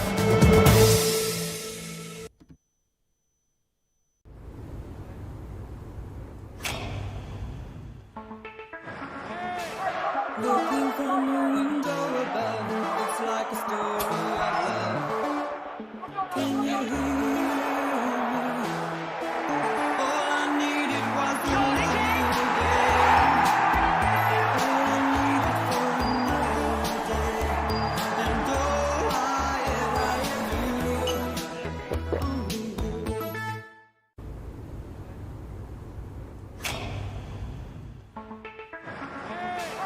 Looking from a window above, it's like a story of love. Can you hear?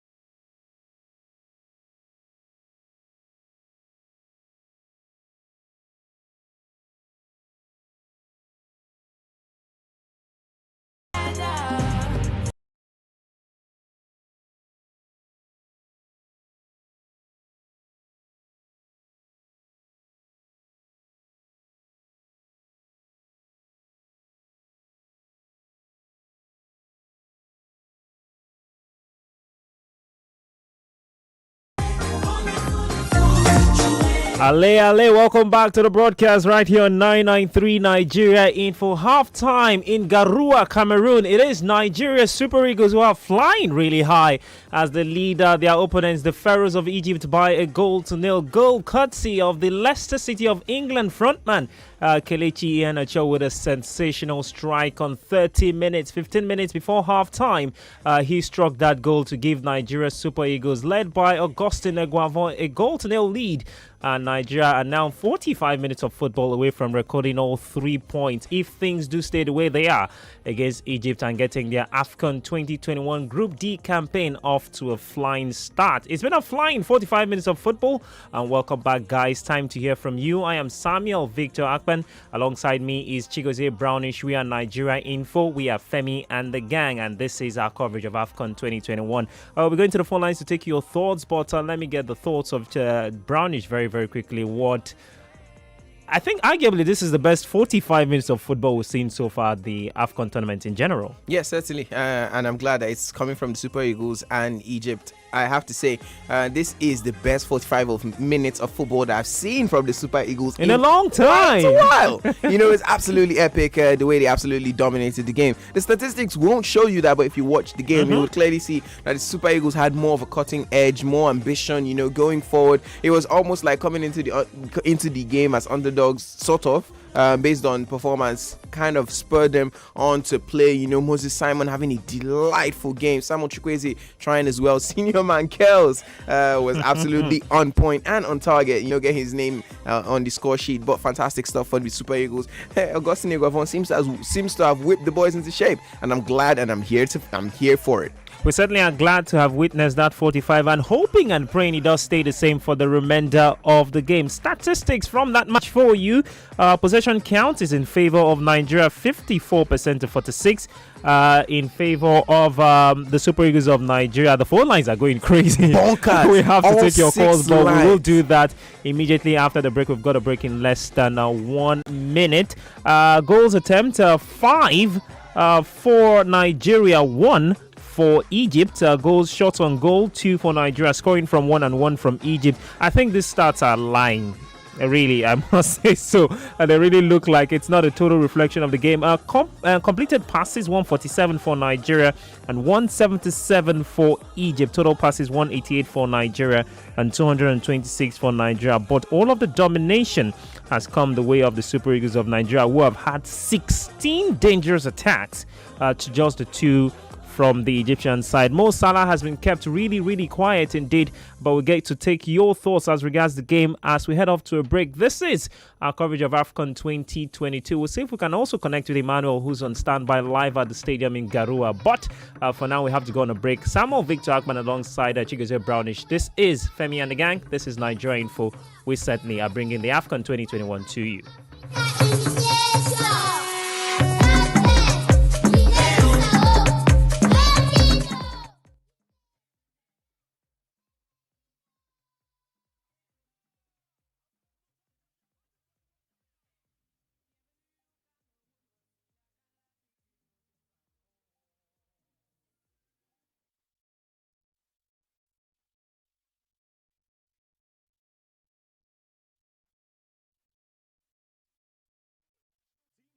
One supporter. Then it's time to cash out with the MTN football promo. Simply dial *205# and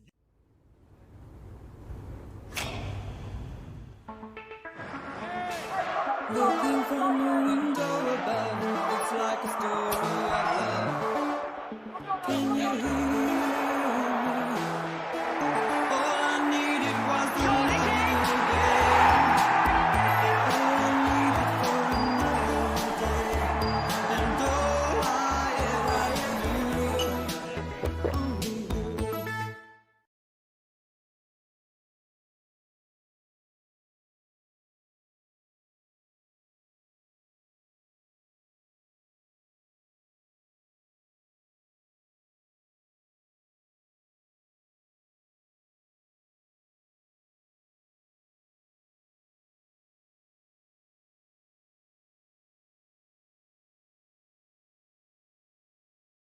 How much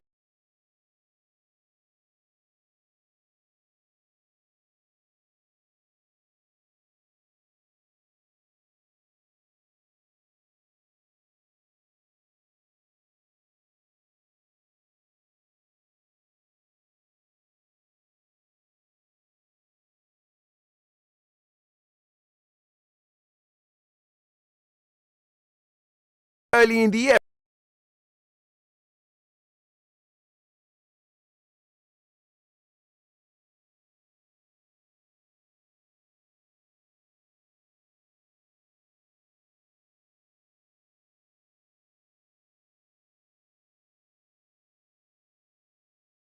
Big 45 minutes await us.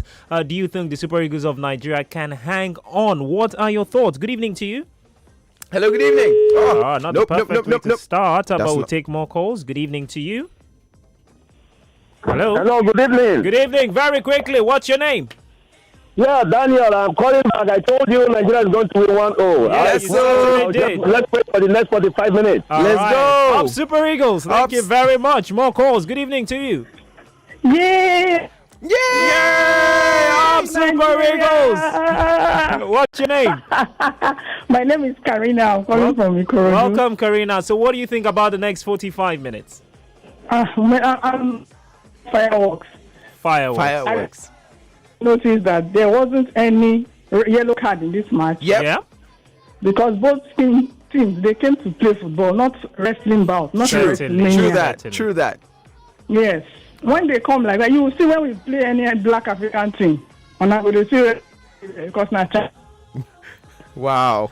All right. Thank you, Karina. I'm so happy. I'm waiting for more in the second half. Thank you, guys. Right. Thank you very much. More in the second half to come. More calls. Good evening to you. Hello. Hi, good evening. Very quickly, what's your name? My name is Bola from Ota. Good evening. All right. Good evening, Bola. What you have to say very quickly? Yes, I'm happy about this Super Eagles performance so far at the first half.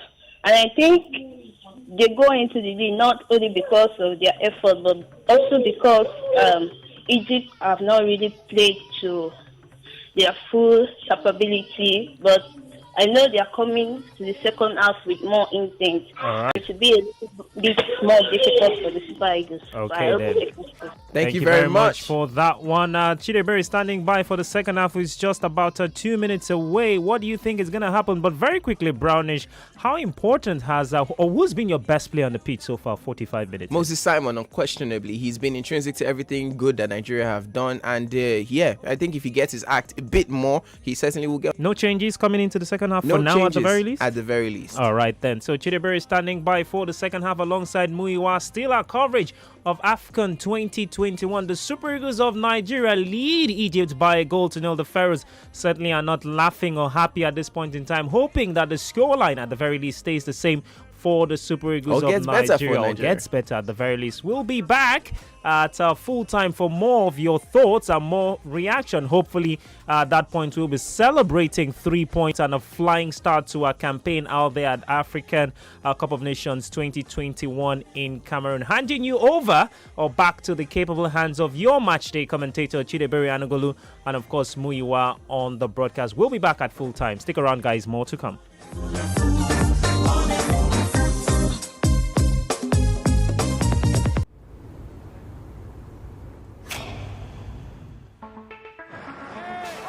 Looking from a window above, it's like a story of love. Can you hear me?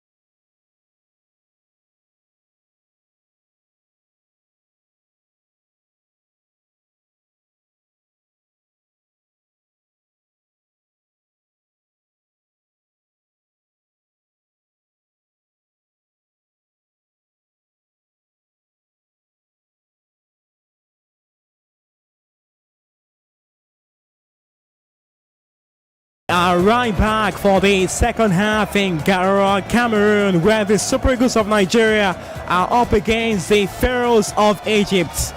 Halftime was just one goal separating both teams, and there was a sumptuous strike from Nigeria's Kelechi Iheanacho in the 30th minute. Well, we're getting set. Chidebere Angolo, your lead commentator. I've got my color. And a commentator is almost always nothing without his color. Muyiwa Aho joins me on ringside for this one. Muyiwa, Nigeria getting set for the second half alongside the Egyptians.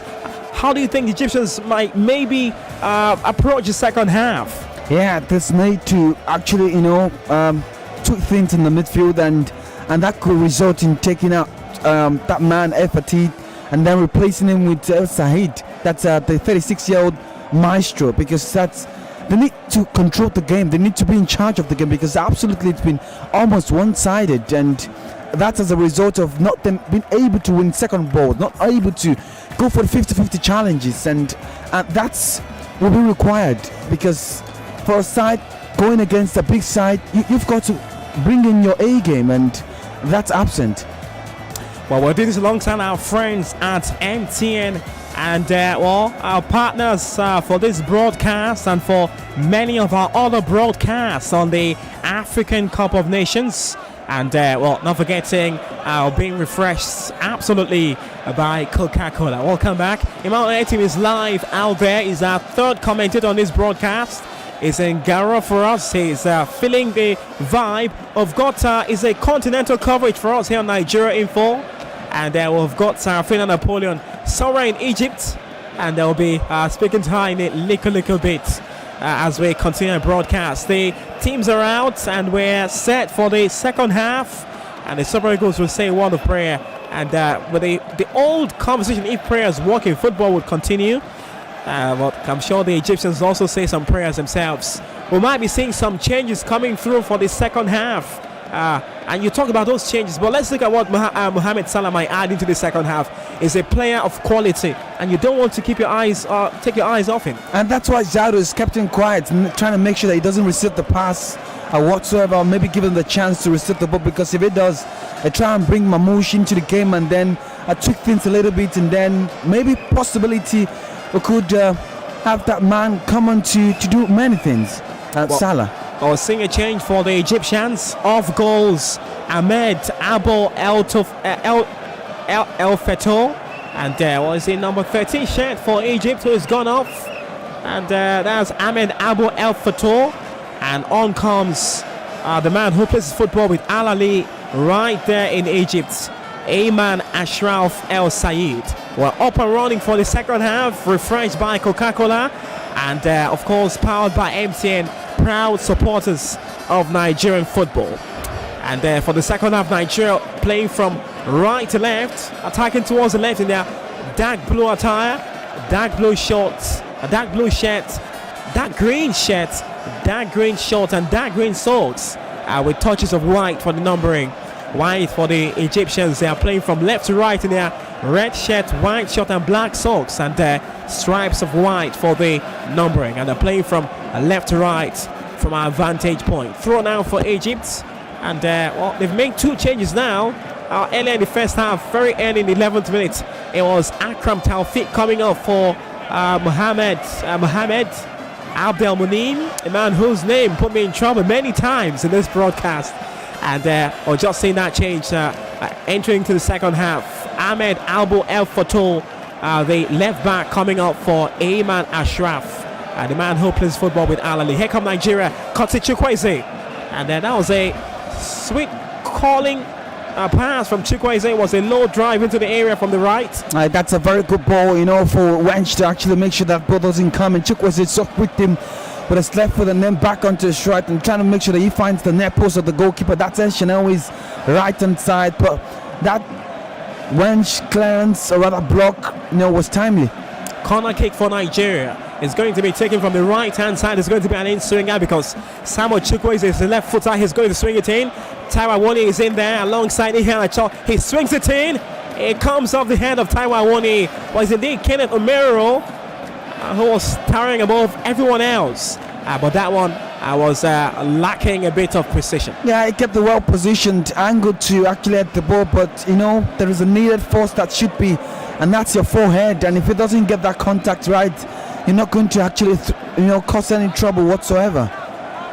The Egyptians will start playing from there on half, playing from left to right in their red attire over white short. Nigeria will pick it up. Kotsi Awoni now. He'll slow things down now. Finds support this Zaidu Sanusi, the man from Porto. Aribo has it towards the left. Finds Moses Simon, who's been a ton in the flesh for this Egyptians. He'll go backwards to find Zaidu Sanusi, who is thinking of a crossing. He beats his man. Zaidu Sanusi have got the ball towards the far left. It just might be a chance for Nigeria. Well, his crossing leaves a lot to be desired, and it's a long one, and it's just left that chance gone back in. But the chance is not totally off. A crosser would come in, and a header from Taiwo Awoni meets it. Yeah, Taiwo Awoni has been absolutely alive in this game, and let's look at the intention there, just making sure that yes, he sneaked that ball into the 18-yard box with his head. And firstly, Sanusi wasn't, good enough for that cross. That's a terrible cross, from the left-hand side, and that was so deep for them to dig out. Well, you've got to say Nigeria have continued from where they stopped in the first half. Still Nigeria now. Zaidu Sanusi. Nigeria have the ball. They are passing in Egypt's half. Moses Simon towards the left. He's trying to find his way into the 18, and his low drive just snapped off an Egyptian leg, and it's gone out for another corner kick for Nigeria. And they're piling the pressure now. That's the intention there from the Super Eagles, and then they're flying. And look at that chance again from Taiwo Awoni. He was just trying to sneak the ball with his head out, but he hit the crossbar, and that could have been his second. And nation now we were just living on the edge. And the effectiveness from Chikwueze to keep that one alive was absolutely wonderful. And now he wasn't slipping off as well. Well, Nigeria's third corner for this game is a long one. Finds the legs of Chikwueze, holds himself for the on-running. It looks like it's Aribo. Aribo finds support now. It's two players who are in the Egyptian area, but no one is able to release the trigger. But Nigeria gain possession, still with the ball in Egypt's half. Change of direction towards the left. Moses Simon has it. He's got a man on him. He's looking for a chance to strike. He finds Aribo, who tees it up into the area, back again. But it's well cleared out there by the watching eyes of El Welsh. I look at how the build-up play and then attack the Pharaohs, and not giving them space. It's like they're suffocating in wherever they are. And the Super Eagles are not backing down. They're trying to get the second goal. It's like just not enough for them, and they're not comfortable with that 1-0. And the Pharaohs will probably need to step up their game to get out of that, tight space and give themselves some sort of confidence. We've seen 5 minutes of football gone so far in the second half. It's still Nigeria 1, Egypt 0, as we see a long inflow into the Nigerian area from the Egyptians, but is easily well caught out there by the almost unbothered Madukal Koye. Yeah, America was just not delivering that ball so well. Just miscalculated the run of Muhammad rather. Mustafa Muhammad, and Okoye just did well to claim that and make sure that yes, that's no pressure for the team. Well, the Super Eagles, they've got a reputation in this tournament, and even though having missed the last 2 editions, came back, having missed the last 2 editions since 2013, came back in 2019 to win it, and that was out there in Egypt actually. The Egyptians hosted the Nations Cup, but here come Nigeria now. Kotsi Awoni, who's looking for support. He just might find it. I was looking for Kelechi Iheanacho in the 18, but there was some great reaction from Ahmad El Ghazi. It's just so uncomfortable for the Pharaohs now.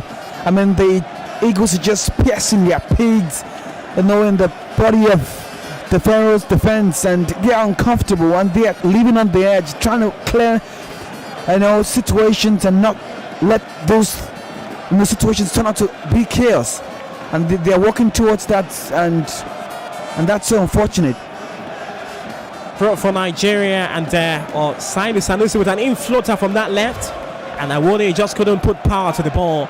Nigeria still has it now. Kotsi Kenneth Umerehold go all the way back to Madukal Koye, who's having a ball with literally having the ball, but he's having a ball He would recycle the ball into Egypt's half. It's picked up by the Super Eagles. Yet again, this time Kotsi Ihanacho finds the ball towards the left with Moses Daddy Simon. He's got a man on him as always. He's got the number 2 shirt.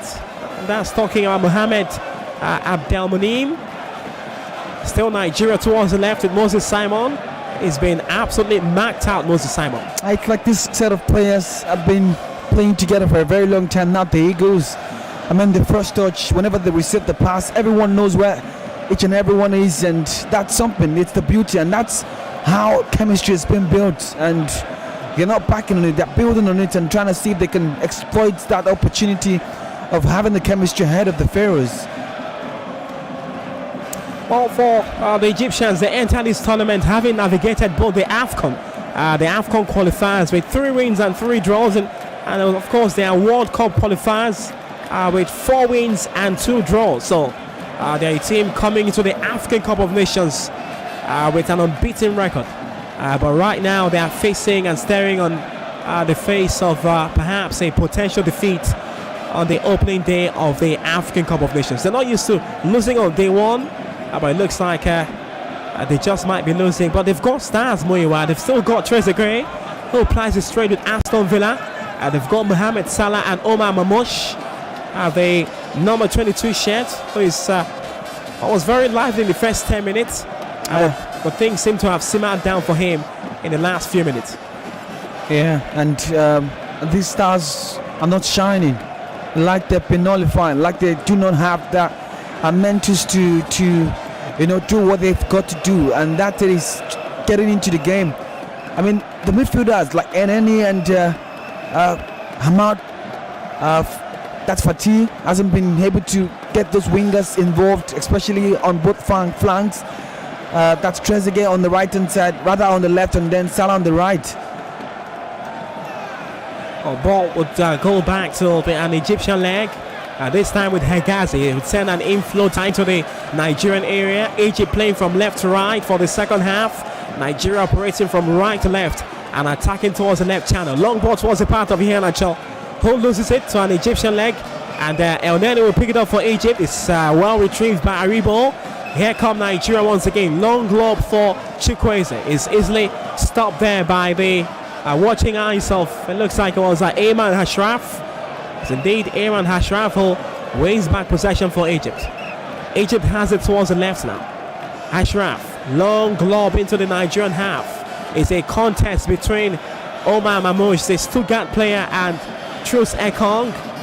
And the ball would go all the way back to the legs of Hegazi in the Egyptian half. But the referee has signaled for an infringement, as we've seen 10 minutes of football so far in the second half. Well, Muyiwa, it looks like one of our Carlos Queiroz told these Egyptians it doesn't seem to be working so far. I wouldn't want to say that it's the manager's talk, but it's the players that are not doing the work because they're not getting themselves committed to one-on-one situations or 50-50 challenges. They're not commitment yet, because whenever the Super Eagles get on the board, there is no pressure on them, and that's not the way big boys play. And it's just unfortunate that they continue to do that. And they're not also always there picking up the second balls, but the Super Eagles are doing that, and they're doing that with so much confidence. And that should be disgusting. You've got to step up in this game. And I wouldn't want to believe that Carlos is not done enough well in terms of tactics. Well, Nigeria can come forward once again now. Moses Simon is running into space towards the left. He will deliver a diagonal from that left, but was lacking a Nigerian head to touch it. And then he would pick it up and mop up the danger for Egypt. Yeah, the anticipation is there from Tyra winning to attack the balls. Chukwueze also ghosted inside the box as well to see if he could get on to the end of the cross of Moses, who came off the left-hand side. Egypt come forward now. Long ball to Trezeguet. Mohamed pick it up. Well, it's great defending and great interception from Truce Ekong. And the ball would go all the way back into the halfway area of the Nigerian half. It's still Egypt with possession, but they are easily dispossessed. And here come Nigeria now. Ola Aina running into space. It's 2-on-2 now. Nigeria might get something from this one. Ola Aina with a chance. Nigeria has it. Kelechi Iheanacho is through on goal, but out comes the goalkeeper El Shanawi to pick it up. and stop that chance from Kelechi Iheanacho. Score point, honestly, from both players. And Lionel made a mess of it the moment he pushed the ball, trying to see if he could catch the ball. But he was on the verge of actually taking Wench on the run. And then he lost the ball. And again, that ball ricochet off a defender. And that's Wench again in front of Kelechi Iheanacho, who couldn't quite set himself out. And the throttle was heavy. And to improvise, the chance is lost. Well, where Emmanuel is live in Garo for us. Emmanuel, that was a big chance for Nigeria. Iheanacho could have got a brace for himself out there tonight. I'd say he still could. Yeah, hi Judy, can you hear me? Well, I can hear you, Emmanuel. You're sounding like you're drunk now, but I know you're not. No, I'm not actually. I'm just I'm in a beautiful football player at Paris, so we're having some snacks in the media tribute. You want some? Emmanuel, you're eating in a battle. You shouldn't be eating. I know this is live radio, but come on, man. I don't know how to report anymore. You should make sure you. I've lost my reporting skills. Well, you should make sure you get some Coca-Cola to get some refreshment, and maybe make sure. And I'm sure that's why your network is strong. Yeah, I'll try, Chidi, but I mean, great coverage. Nothing is happening yet. Both managers are still trying to outwit each other in the second half. If there's any touchline updates, feel free to patch up to me, Chidi. Well, it looks like Augustine Guavon is winning the battle of weight. Emmanuel, we'll come back to you and make sure you stay refreshed by our friends at Coca-Cola who are refreshing this broadcast, and MTN who are broadcast partners, media partners for the African Cup of Nations, proud supporters of Nigerian football. 58 going on 59, still Nigeria 1, Egypt 0. Omuyiwa, you've got to say that so far, though we've seen a thought change for Egypt, and is Zizo coming on for Trezeguet, even as Egypt can come forward now, but their attack is easily snuffed out. Aribo picks it up for Nigeria. It's a chance for maybe perhaps a counter for the Super Eagles. Chukwueze has it. He's been dragged, but he's also been caught infringing Ashraf, and so it's going to be a free kick in favor of Egypt. Yeah, Chukwueze just lost the battle. He was on actually trying to get the ball first before Ashraf does, but has lost the ball already. But look at the pickup and the breakout again from Ndidi, and then feeding on to Chukwueze, which just quite sought himself out to get the first touch right, and that heavy touch fell in kindly for that man to pick, and that's Ashraf. And in the end, Chukwueze just fouled him. Well, Egypt have the ball in Nigeria's half, but we're seeing some great defending from Nigeria, and a loose ball now from, it looks like it was a loose ball from Hamdi Fathi, which is actually a loose ball from the man who recently came on. We've seen two changes now from Egypt. Trezeguet off and Zizo coming on, and Mustafa Mohamed coming up for Ramadan Sobi, one of the more popular names with these Egyptians. Yeah, and that means that it needs more power. Trezeguet hasn't been influential in this game, and since his return from that long-term injury with Aston Villa, he's not been able to replicate that form. But then with that young man Zizo, I mean, that's a chance that I thought I was actually going to see Mohamed Sharif, because he loves playing on the flank and he knows how to drift in from the wider areas. And now it means that Salah will have to, not stick to the flank, but instead join Mamouche, has a second striker, but probably playing as an inside forward role. So on comes Ramadan Sobi for Egypt. Enjoy some good football out there with Stoke City back in 2016, the 2016, 2017, 2018 campaign, while they were still in the Premier League. And I also played some good football with Huddersfield Town, but these days he's back in his home country Egypt playing for Pyramids, and his man who's come on here. But here come Nigeria once again. They might just make this one even worse for Egypt. And it was Ndidi who was thinking of a strike. He took the strike, but then he took a deflection off an Egyptian player, and an easy catch for El Shenawi. That wasn't a quite good decision from Kelechi Iheanacho. I mean, having to trigger from that distance, he hasn't set himself out yet, and was on the verge of actually putting the trigger from that range. That's almost 40 yards out, and the block came in timely, and El Shenawi had to deal with that by plucking it up from the air. Nigeria still have the ball in Egypt's half. Moses Simon Anytime Moses Simon have the ball, he's got two players on him. But here come Nigeria. They've got the ball in 18 now. Taiwa Wone with Union Berlin finds Moses Simon. Simon plays it out of the 18. He's got the ball towards the left. Beats his man. Sensing across. It's a long one. Too high. And it will float away towards a red shirt. But it's picked up by Nigeria once again. Olaina with a wayward strike, whacking it right above everyone, right above the goalpost. At the final thought decision have got to improve from every individual here, because that's what makes you top class. That's what makes you different from, from an average side. That's what makes you such a brilliant of a footballer.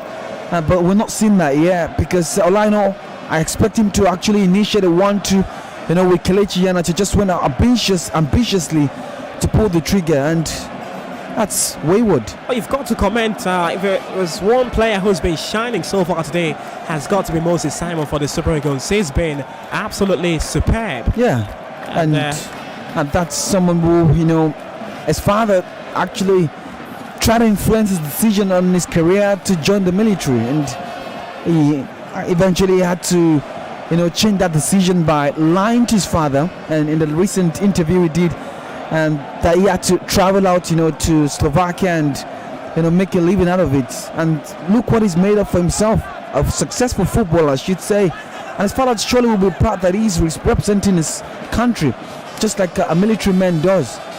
Well, he's been fantastic. The North player, or the darkness has descended in Garoua. For this kickoff, even as Egypt come forward now from the right, this might just be a chance for them. It's a good cut into the area, and the diagonal will come in, but it's easily plucked away by Truce Ekong. Egypt with a rare chance at goal against Nigeria. And that could have felt like a better chance anyway, because he's taking out this man out of the equation, Fati, and he took Zizo rather on the right hand side, just takes out Zariz. That was Aribo. I took him out of the equation and then crossed the ball. I thought he was actually going to fit the ball on to Salah, who is not far away from him, or maybe Mamouche as well, who could have parried it from that 6-yard area. What have you made of Mohamed Salah's performance so far? It's been totally underwhelming. I mean, it's like an invincible. Well, Egypt have got a chance perhaps again. Mohamed Salah is played into position into the area, but that pass just right behind him. And if it was flash, perhaps he could have turned a bit faster. And the ball is picked up by Maduka Okoye. MTN, proud supporters of Nigerian football and our proud partners for the African Cup of Nations coverage right here on Nigeria Info. And also our friends refreshing this broadcast and the African Cup of Nations Coca-Cola. Free kick for Nigeria is an infringement against Hegazi. Ahmed Hegazi is one of the old figures in this Egyptian setup. The veteran defender, 30 years of age. He's almost seen it all. He's been at the World Cup in Egypt. He's played at the African Cup of Nations. And is yet in another African Cup of Nations. Free kick taken quickly for Nigeria. This just might be a chance for them. And a snap strike from Kelechi Iheanacho. Another big chance for him. What a chance, honestly. The pass again inside for that piercing through from that right boot of Ndidi, and then picks him out. And the first touch from Iheanacho with his left foot was absolutely immaculate, and then the response to hit the power just couldn't quite find the target. And that whisk away from the left hand side of the post, that's a quite good chance for Super Eagles. Actually, I wouldn't have gotten a chance if that was sneaked its way into the team net box, rather into the net. And that was such a chance for the Super Eagles to extend the lead and make themselves comfortable. Here come Egypt now. They've got a rare chance. Another one in the 18. This just might go in. Strike comes from Mohamed Salah. It comes off the body of a Nigerian player. But it looks like the player has been called off for offside, says the center referee. Bakari Gassama. But that was a chance of hope for Egypt. Yeah, it was. For a second, they looked dangerous. Mohamed Salah has got eye bags. Perhaps he's been thinking of this fixture all night long. And there's something about top class players. I mean, they could not necessarily be performing in games, but when the moment comes, they're there to respond. And maybe Salah just waiting for that moment. I've seen 4 changes so far from the Egyptians. Why they say a single change from Augustine Eguavo's Super Eagles. He'll be stepping down after this composition, And well, the Super Eagles are recently naming a manager, the Portuguese, who's going to take charge of the Super Eagles right after the African Cup of Nations. Yeah, but Guavon will be looking to actually have the CV to his credentials. I mean, as a Super Eagles coach, 2002. Egypt can come forward now from the left-hand side, but it's another superb defending from Olaino, who takes it out of danger for Nigeria. Well, here comes Nigeria now. Kotsi Taiwani. They've got the ball in Nigeria's half. A long crossfield pass towards the right to find Chukwueze, who is running into space towards that far right. And his first touch lets him down. The ball too strong and rolls away towards the byline. Yeah, it just appears that the ball is too heavy and Chukwueze is actually displaced of the weight of the pass, you know, from the left hand side. And definitely that was from Sanusi. He's seen the run of Chukwueze already. He triggers the run and then continue to make that run forward. But the ball, it took a bad first bounce and then the touch next, and then that didn't help the current situation of Chukwueze. The Super Eagles' new head coach, Jose Poserio, the man who will take charge after Augustine Iguavon. Many people already saying, why not just give Iguavon the job? He's already shown some great work with his team in the first half, but the decision has already been made, even as another of Nigeria's attack is easily snuffed out. But they pick up the ball once again. Chukwueze has it. The Villarreal man finds support with Olaino in the 18. It snaps right from Olaino, and it just hits off. It looks like he's gotten off the body of an Egyptian defender. On that occasion, it looks like it was indeed El Wench, the man who that ball got off his body. Yeah, but the Lionel's got to do better in that position. He's got to the 18-yard box again. Lovely 1-2 between him and Chukwueze. This time around again on the right-hand side, and that could have looked like a dangerous one, but then couldn't stand on his feet. Corner kick for Nigeria is swung in, but it's easily dealt with by the Egyptian defense. Danger is not only averted as Moses Simon will contest for the ball alongside his opposition in Omar Mamouche. It's actually the one of the number 21 shirt, and that's one of the strong stalwarts in this Egyptian team. But Egypt can regain possession. Kotsi El Neni, the Arsenal man who is on loan, and we've seen 69 going on 70. Still Nigeria leading by 1-0. Refreshed by Coca-Cola for this broadcast. And our proud sponsors in MTN. Nigeria can burst into pace once again. Samuel Chukwueze, his end-to-end stuff so far in the second half. He's going to tee it up for Iheanacho, who is in the area. Is that indeed Taiwani? And that attack is stopped in its tracks by the Egyptian defense. Egypt can come forward now. Here come the Pharaohs. Infield now, pass towards the right to find the number 21 shirt, and that's indeed one of the, looks like it was is indeed Ramadan Sobi. A long dink now for Egypt. Mohamed Salah is in the 18. This might just be a chance, and Salah is being waggled off the ball and is asking for a penalty, but the referee doesn't think there was anything malicious with that tackle. Yeah, it's already actually going down. It's lost its balance already, and but that could be dangerous because Ekonga's not got his bearings right as well. Masala, I mean, that's would have been cheap to give away. Nigeria coming forward for the opt-in time in this game. 70 on the clock. Nigeria 1, Egypt 0. Refreshed by Coca-Cola. As we'll see, a long ball into the Nigerian half, headed out by Kenneth Omero, the Leganese player. Kenneth Omero, started his football in Europe with one of the big teams, actually Chelsea, but just haven't been able to make it into the Chelsea team, and went to loan a few times, and then deciding to move on and sign on a permanent with Leganés.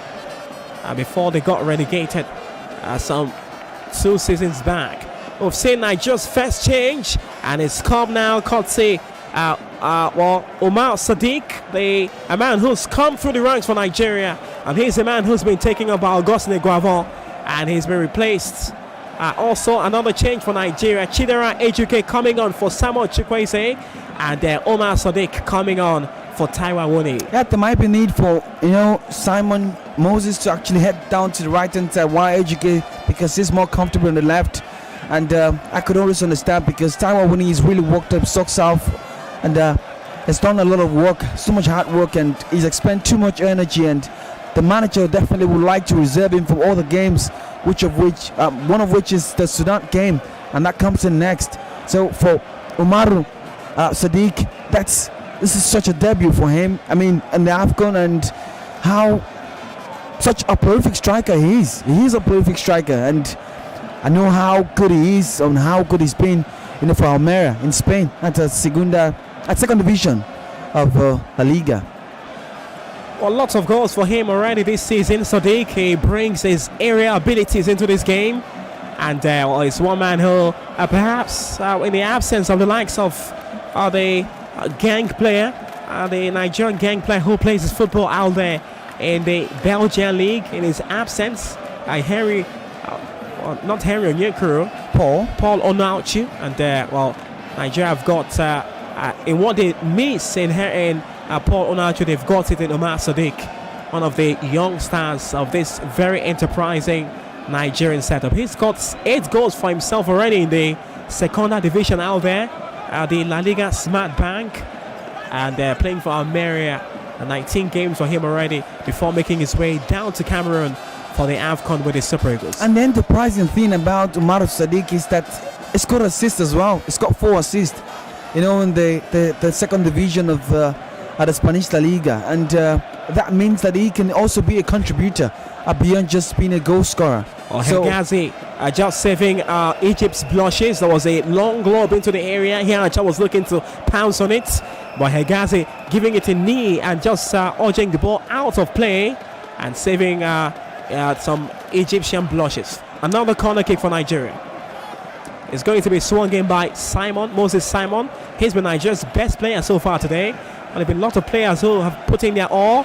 Moses Simon to swing it in. He does swing it in. Chance for Nigeria as the Egyptian goalkeeper comes off his line. But that chance is watered down as the ball would come all the way out of the 18. Back to Moses Simon towards the left. He's been marked by Oneni. But looks like there's a Nigerian player who is down. And is a chance gone begging for the Super Eagles. There could have been a clash of heads there. And that man is down. It might mean medical attention. Well, absolutely. We're just seeing a replay of that ball. Yeah, because the ball in the air was actually slow, and everyone was anticipating it. And when you're waiting for the ball to actually drop, it takes time, and the time again on your feet. It's indeed Kenneth Omero. That was Kenneth. Who's down on the turf, and Nigeria lacking some central defensive power for this one, with the likes of Truce Ekong out, and Omero will be getting some treatment on the turf. The Leganese player.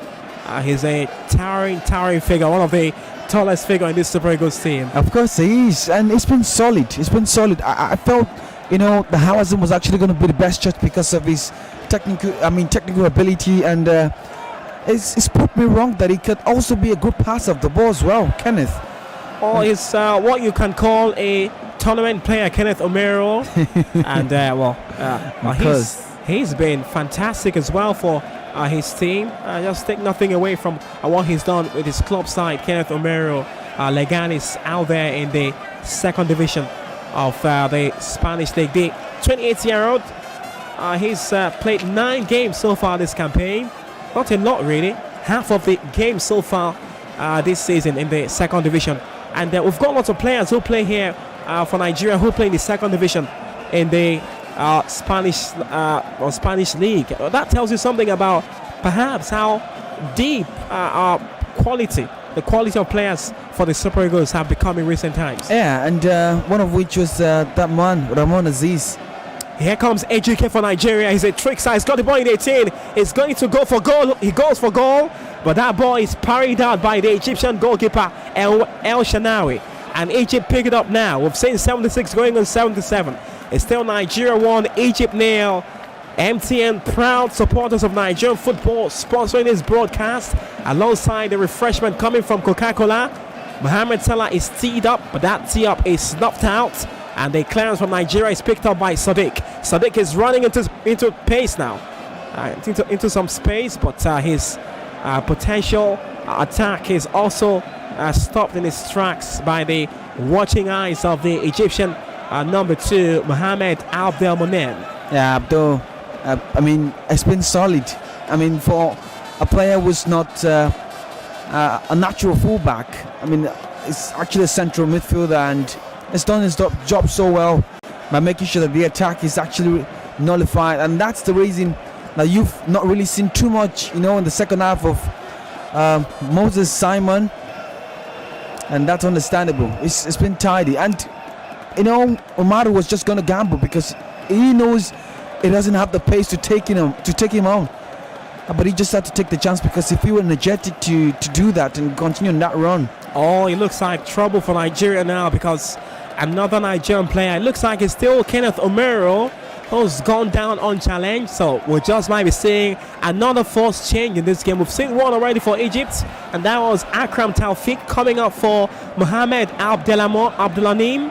And then we just might see another one, even as the Egyptian goalkeeper Mohamed El Shanawi is urging his players to go forward and get that equalizer. But it's difficult. I know, yes, as a goalkeeper, as a fan, you probably want to do that, but sometimes it's more or less throwing caution to the wind and doing the zinc as well.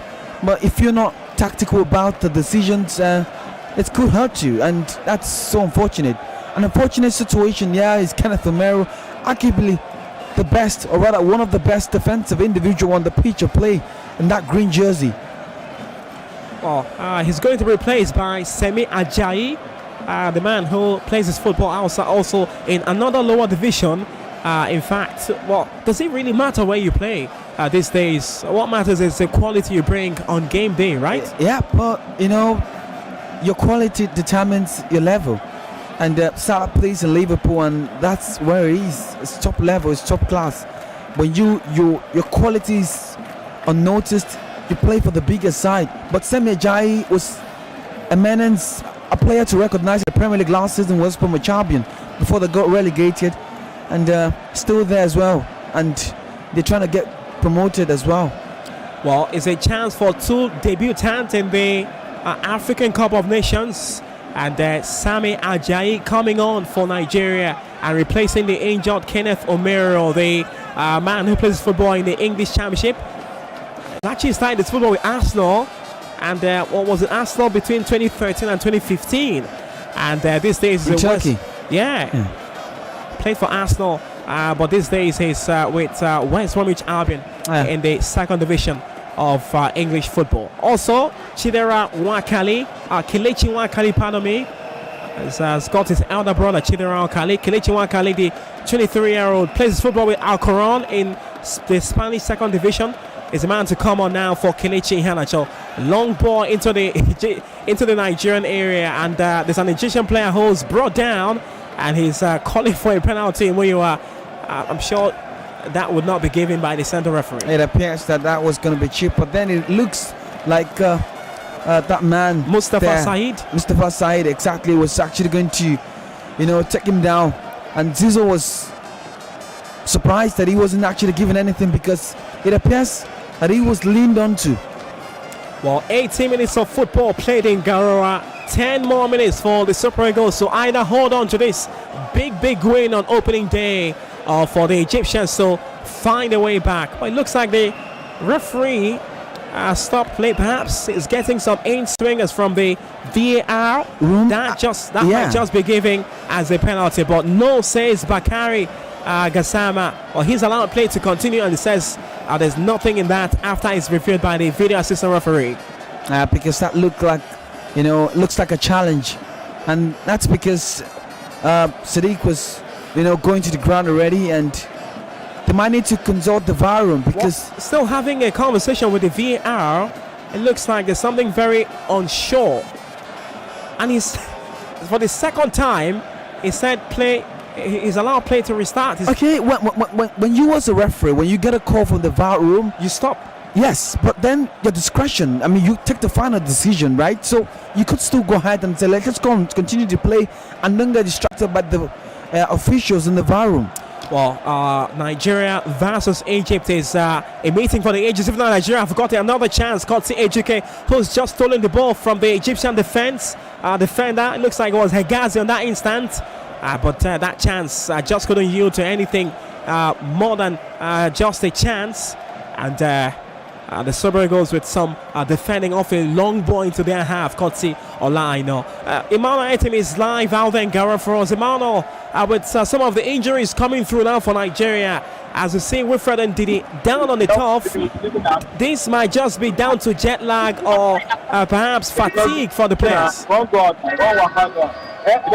Chidi, it's quite a concern. It's a player that we actually do not want to be down on the top. Wilfred Didi is on the top at the moment. So if you hear some of my colleagues debating, why he's on the top and if it's something serious. He's stretching off at the moment, Chidi. So you can walk. This is a player who needs to all through the competition. But it's fine. As the boys, just very confident still. The physiotherapists, I thought they are sending to him on the tracks. I think he's going to be able to walk it off, Chidi. So we shouldn't terrify those listening and watching the broadcast. This will be a fixture that we will see out 90 minutes. It's into the final 8 minutes of this game. Oh gosh.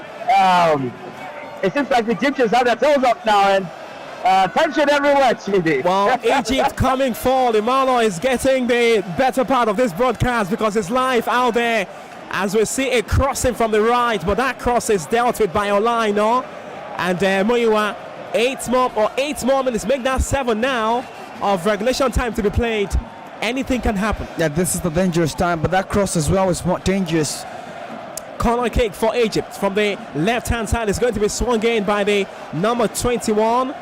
Saeed swings it in and is headed out, but danger is not averted. The ball is still in the area. It's still again into the area, and this time it was a lob of a cross right into the 18 by Hegazi, and that was just going right above the goalkeeper and the goalpost. And that was also becoming close, for them. They felt that there was some belief in there, and that cross was in a flight, dropping in and dropped on the roof of the net, and Hegazi was just going to fancy this chance from that distance, but that's nullified quickly.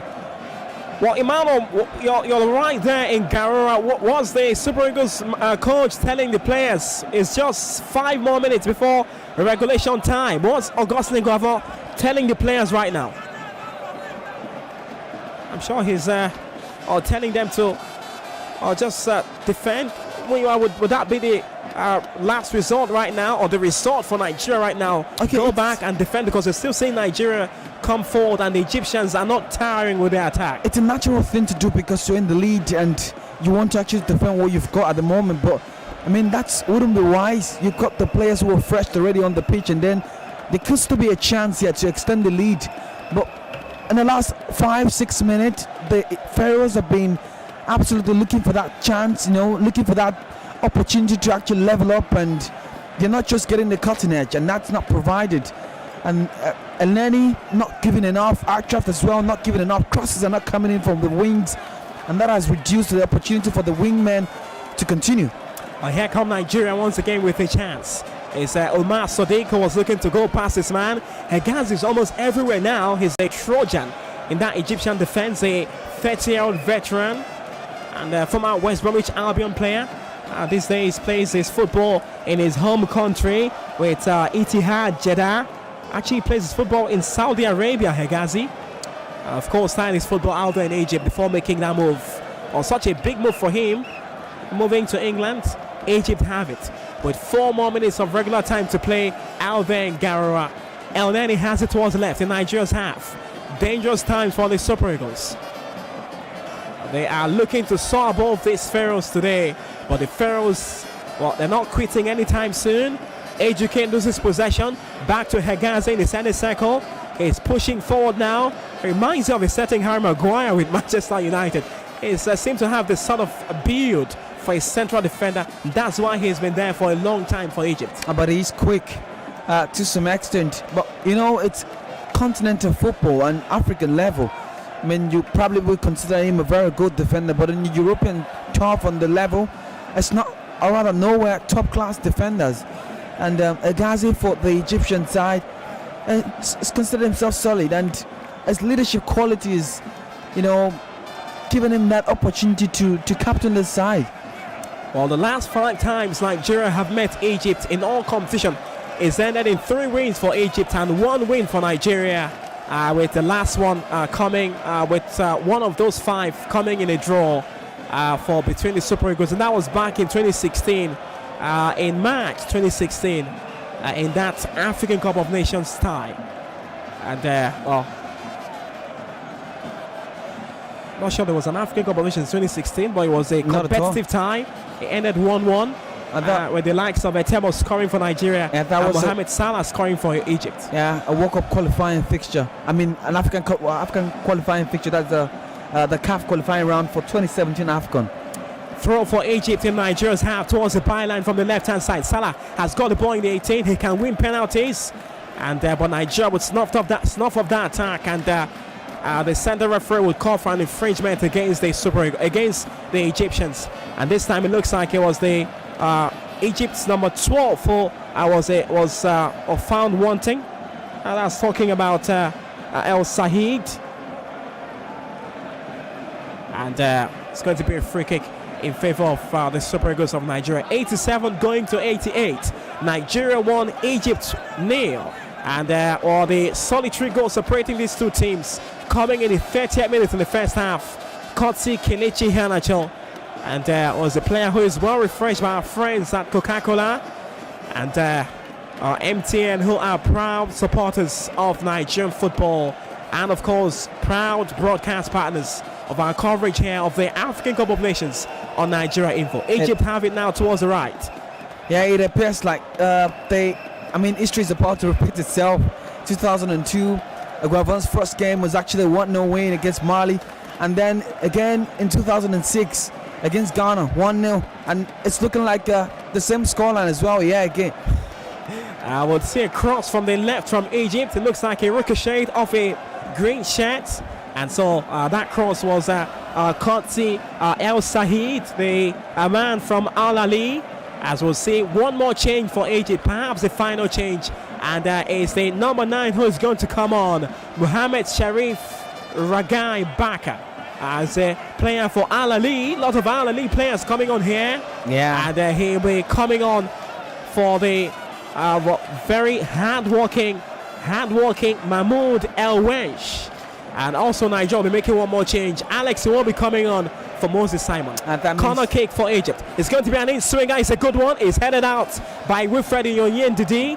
Danger is not averted. The ball is still towards the right with Mohamed Salah now. It's been well marshaled by Ola. I know who's seem to have switched his position from the right towards the left, and that right is open now. The Egyptians can come forward now. 8 to 9 on the clock. Egypt have the ball in the 18. It just might be a chance. The dink comes in, but not so in from the number 21 shirt. And Mustafa Sahid. Yeah, Zuzo, they call him anyway, but he was trying to sneak his way in the 18-yard box. The cross was coming in quickly and having good enough pace in it, and he couldn't also position his body well to actually get the bottom corner of the net. And for a second, that was a big opportunity for them, the Pharaohs. Big opportunity there for the Pharaohs as we've hit the 90th minute mark. And we wait what the assistant referee is going to add. The opening game in Group B. And our broadcast here powered by our friends at MTN, our proud supporters of Nigerian football, and absolutely refreshed by Coca-Cola.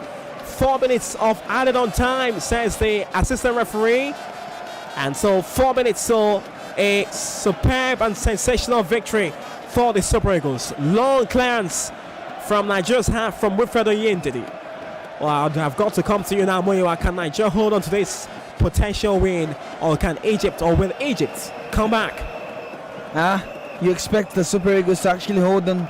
I mean, they've been confident and then they've been matured at the way they're playing and the defense. They've been the better side. Yeah, arguably. Yeah, they have. But the last 10 minutes hasn't been that case. I mean, they're just trying to look for mistakes and then to break out and initiate a counter-attack. But the Pharaohs are trying to be tight on the ball, patiently passing the ball around. But they're not doing that in the opposition half.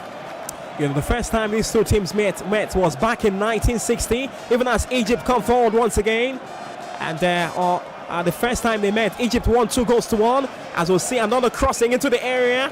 Iwobi is there. Iwobi headed out for a corner kick for Egypt. Iwobi couldn't take the chance of Okoye coming out to actually clean that ball because Salah's made that run right behind him. And he wasn't ready to gamble. And it won't be know what's at stake here. 3 points is at stake here. Leaving the group, 3 points on top of the group as well.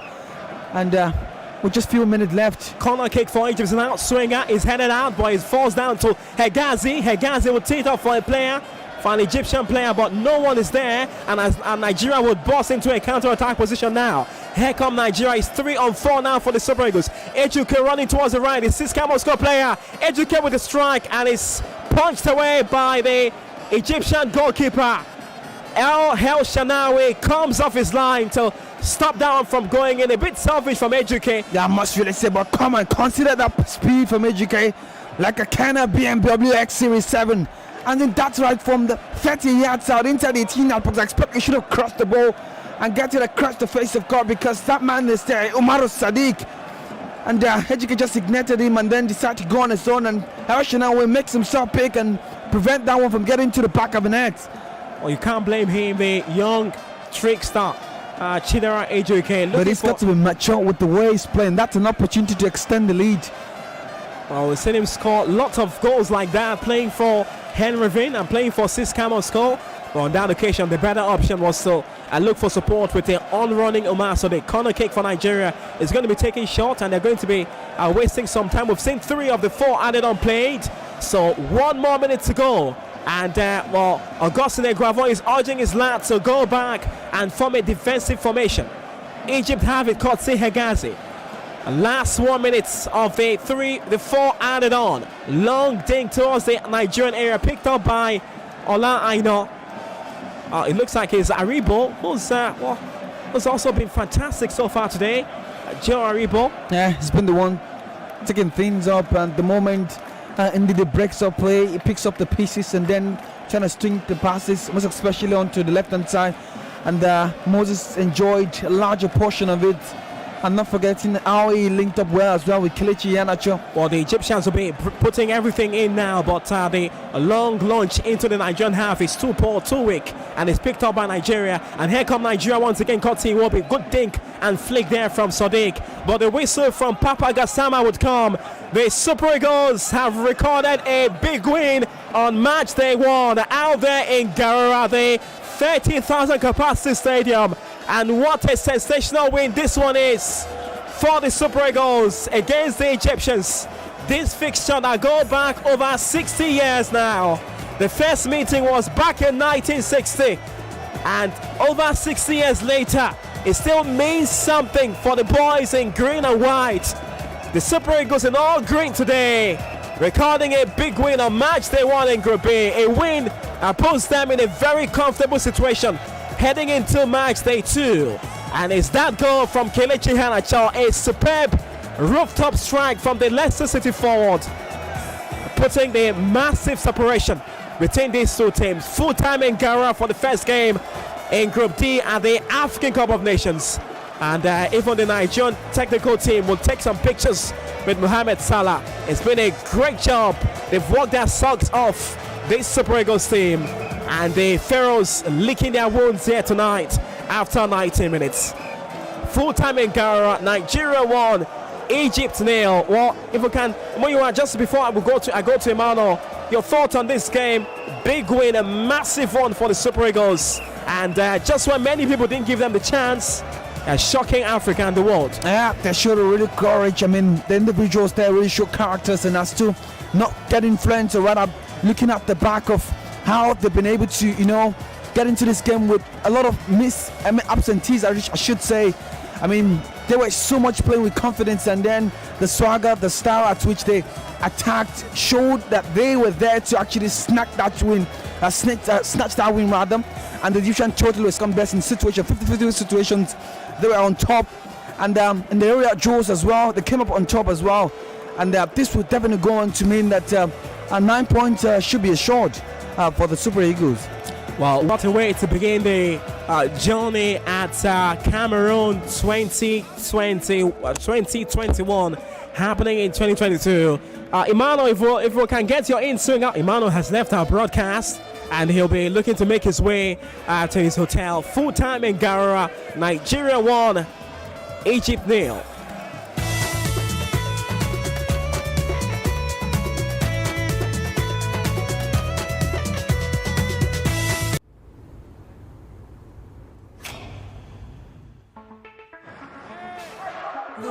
from a window above. It's like a story of love. Can you hear me? All I needed was the light again. All I needed for another day. And oh, I am you. Only you.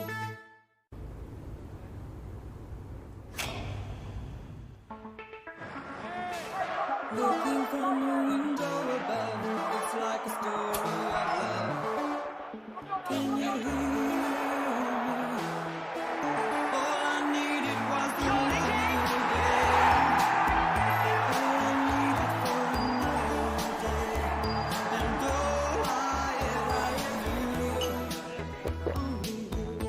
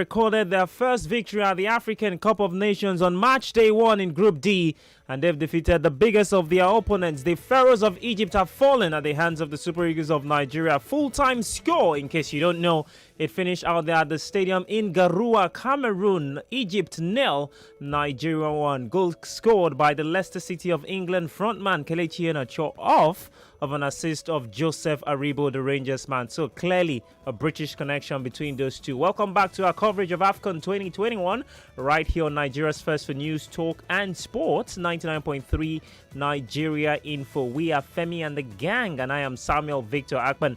Alongside me is Chigozie Brownish, and we are back here to take your thoughts on what has been an enthralling game of football out there at the Garoua Stadium in Cameroon. The Super Eagles of Nigeria certainly are flying high at this point in time, and there's no better way certainly to start off a campaign out there in Cameroon. So many top teams haven't particularly performed when it comes to their opening day. I mean, the Algerians, defending champions, were held to a goalless draw by the Sierra Leoneans out there the game before this one. But after all said and done, after the sacking of Gernot Rohr, after the appointment of Mr. Pesero Jose, and of course after all this, dropping out and COVID-19 test and all the injuries and all the failure to release players like Dennis, Emmanuel, COVID-19 situation and injury to Victor Osimhen, and of course Odion Judi Gallo also pulling out, the Pharaoh we saw today, certainly we will see them no more out there at the African Cup of Nations. I'm starting to go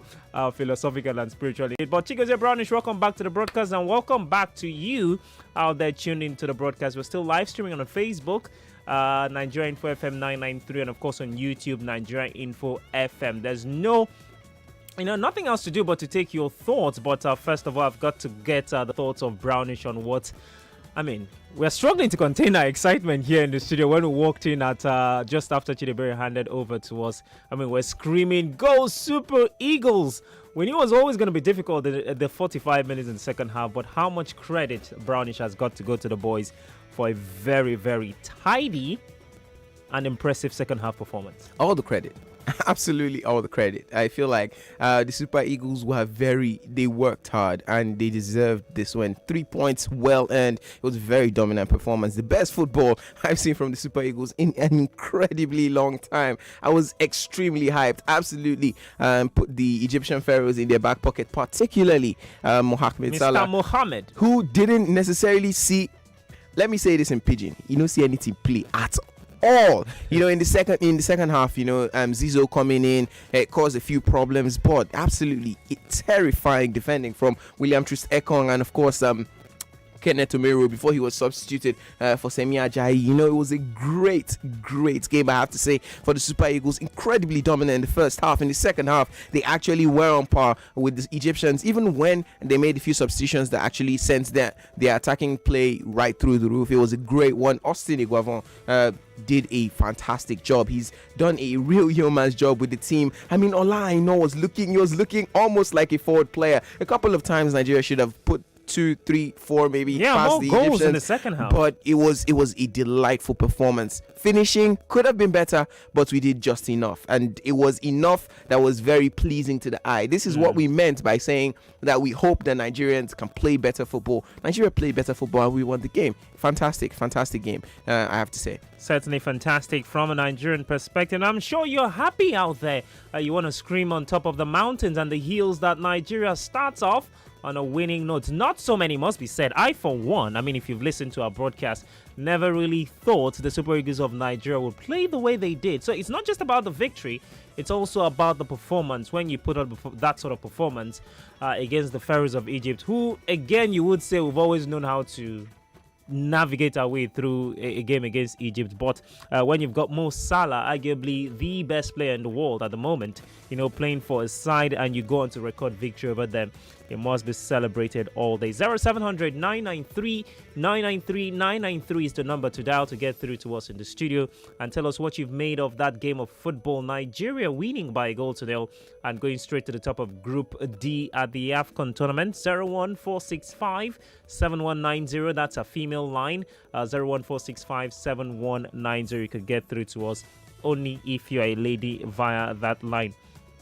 Giving you statistics overall from that game, the second half possession count really dropped for the Nigerians. 43% we finished with, and the Egyptians, some would say expectedly, had 57% of the possession. Goal count, or goal attempts more like, 15 goal attempts for Nigeria all through the game and just 4 for Egypt. Shots on goal, 5 for Nigeria, 2 for the Egyptians. Shots off goal, 5 for Nigeria, 2 for Egypt as well. Corner kick count 6-3 in favor of Nigeria. Free kick 7-14 in favor of the Egyptians. Goalkeeping saves, Maduka Okoye had to make 2 saves, while the goalkeeper for Egypt was called into action on 4 occasions. Total passes in the game, 334 for Nigeria and 457 for the Egyptians. Completed passes of those total, 251 for the Nigerians and 354 for the Egyptians. Dangerous attacks amounted to, guess what, Brownish? 62 dangerous attacks for Nigeria all through a game of 90 minutes. Wow, that's almost 2 attacks every minute almost, and every 2 minutes, give or take. 2-3 minutes, every 2-3 minutes. 62 attacks for Nigeria in total and just 27 for the Egyptians. That's a huge gap. Certainly tells you, I think that narrates the game in its totality. Huge better summary of the game. But Brownish has got a message from our fantastic partners at MTN, who's brought this one for you all through the game. Strongest connection anywhere, any day.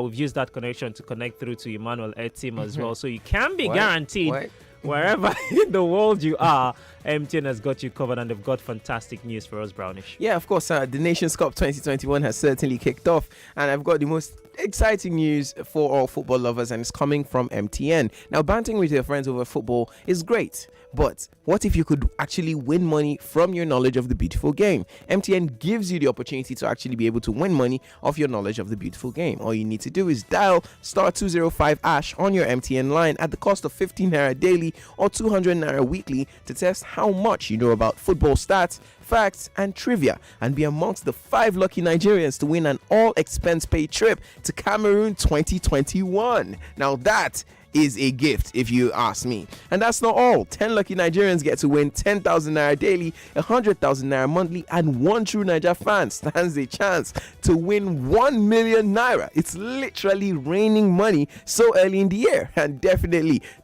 I'm here for all of it, right? So what better way to start your year than to win amazing prizes? Dial *205# right now, and remember, terms and conditions do apply. Certainly, you know what to do when it comes to getting in on the action for African Cup of Nations 2021 taking place in Cameroon. Chigozie Brownish, who would you consider your man of the match after that game we saw there in Garoua, Cameroon? Oh dear Lord, it's difficult to actually. So many candidates from a Nigerian perspective. The entire team. At least one thing we can guarantee is that no Egyptians makes no, that cut. certainly not. I feel like if there was one Egyptian that came close, it was probably Zizou. But aside from that, I would stick with Moses Simon. He was phenomenal in the game, but Olaino was virtually perfect in the second half. Bombing forward, that cross he made into the 18-yard area that eventually ended up with the goalkeeper having to make a save from a header, and just everything, eventually getting into the area and getting the ball out to, of course, Kelechi Iheanacho, who was unable to, after making that first false touch, was unable to actually get enough on the ball to put it past the goalkeeper. I would say I was disappointed with one player in particular who came on in the second half, Chidera Ejuke. I understand you're a forward player. I understand that you want to get goals, but could have done a lot better. You should have done a lot better. Especially with that chance, like we're seeing. Exactly, could have done better with the finish. There were a couple of opportunities where he could have just squared the ball, and certainly Nigeria would have been 2 goals up. If Nigeria had drawn this game, then it would have been a huge problem for him. It would have been a terrible ego destruction, because it would have been the fact that you should have put the ball into the back of the net a couple of times and you didn't, So perhaps he could have done better, either scoring or finding an assist. But I do think I would say Moses Simon was almost perfect. Same with Olaino. So I'm balancing on the two. Joe Aribo. He was good as well, but if you bring in Joe Aribo, you also have to bring in Wilfred Ndidi, and then of course the goal scorer Kelechi Iheanacho. There are a variety of players. Zaidu Sanusi was phenomenal on that left hand side. I won't even lie. It was a great game all in all for the Nigerian team. Actually made Mo Salah switch from the left hand side. Bro, I say he made Zizou switch from the right hand side back to the left. It was phenomenal game, I have to say, and it's like I said before, it was some of the best football I have seen a Nigerian team play, this Super Eagles play in years. It was absolutely fantastic. And I guess all the credit must go to the manager. I mean, for not just the formation he decided to play with and the personnel and how he deployed them, but also you could see, I don't know if it was just me or you could sense some sort of belief and trusted in the boys. Like you can do this. They had a lot of self-belief. It was like they gave them a direction. And they stuck to it. And when you give footballers a direction, they gain confidence, especially when they see that it works. Yeah. He's a legend of the national team. Won it in I think it was 1994. Yeah, the victorious winning team. And then of course, so he knows how to win AFCONs, and of course it was fantastic. The boys saw his strategy, took to it, and it was just absolutely phenomenal. You can also send us your messages on WhatsApp at 08095975805. We'll be taking all of your thoughts via WhatsApp, and of course your comments on Facebook and YouTube. Brownish will take as many as we can. In short, we are done talking. It's all about hearing from you. Super Eagles of Nigeria off to a flyer after defeating Pharaohs of Egypt out there in Garoua Stadium in Cameroon. 0700 993 993 993. Brownish, would you rather start off with messages on YouTube and of course on Facebook? YouTube, and officially the man of the match has gone to Kelechi Iheanacho out there expected it. In Cameroon, Garoua. He's picked up the award for that because he scored the winning goal. Obviously, I expected that. We said so many players for Nigeria stood out, but there's only going to be one winner, and that's gone to Kelechi Iheanacho. Brownish. Yes, so we've got a few comments on Facebook. And one of those comments says, congratulations, Super Eagles. That's from Arumze Are. Uti Jessica says, okay, he was replying to somebody. Okay, so Ebalame Victor says, Moses, why you trouble the Egyptians again? Fantastic. I didn't see that, but I should have. Prince Adekunle Alo Shane says, Eagles and Super Eagles. But Nigeria made the Egyptians look ordinary with the presence of the almighty Mo Salah. Of course, we got Akintola Idu Adedotun says, is Igalo in the team? No, he's not. Nope. Walu Patrick says, I love this game. Kingsley David said, congratulations to the Eagles and the Nigerians. We had another message from Moses K. Says, up Nigeria. Hey, God. And Ni Wole Ajetomobi says, he says something that I've actually been thinking about. He says, we don't need a foreign coach anymore. Well, you'll be getting one after the African Cup anyway, of Nations. Olagunju Soman says it's been a while the Super Eagles played like this, and big kudos to Ekong at the defensive line. It was very fantastic, I would say. Gambo Silvanus Ishaya says, big ups to my team, Naija. And of course, Ufoma P. Williams is asking for the scores. 1-0 in favor of the Nigerians. Where have you been? Okay, of course. And then we've seen Oladipo say that was an all-round performance by the Super Eagles. I totally agree. And Chidi Divine says, Eagles are the best. All right, then. Thank you for your messages and for being part of us streaming on Facebook and, of course, on YouTube. We appreciate your time there. Still streaming, by the way, on WhatsApp. Good evening, Femi and the gang up Super Eagles. I'm very excited to see Super Eagles of Nigeria playing like a hungry lion. It's been a long time I've seen Super Eagles playing an interesting game like this. Kudos to Eguavon. John AK from Lekki sends us that message. Thank you very much. The messages are pouring in. They're actually raining in. Obinna from Obinna messaging from Ikoyi. Nigerians played better than when they were under the tutelage. I guess you were trying to say of Gennett Raw. Go Eguavon, go you say. All right. How far with Salah's customized boots? Apata Ajibola. Well, I don't know if you ask me who I go ask, but thank you very much for your message. More of your thoughts. Good evening, guys. Up Nigeria, please. Tell that Salah did not see his time. Okay, tell that Salah did not see his time. I just saw one meme. They just put a picture of Mohamed Salah with his hands on his hips in this game, and they wrote Edaku Ebabikpe Arnold. Ah, God. All right, now don't start. Undefeated, absolutely. Nigeria, we are too much. Glory, Eagles. Moses troubled the Pharaohs. Raw was definitely the problem. Good evening, Dr. Kinshai. Let's just leave Gennett Raw now. We don't move past that one. It was the problem now. If you see problem, you go talk up. Good evening, sirs. Wherever Nigeria suddenly peaks at the beginning of an AFCON tournament, it's most likely we go all the way. I hope it happens for us this year. Go Eagles. Gospel from Surulere sending in that message. Hi, Sammy and Brownish. I'm surprised our team considered less free kicks around the penalty area. Well done. Ola from the UK.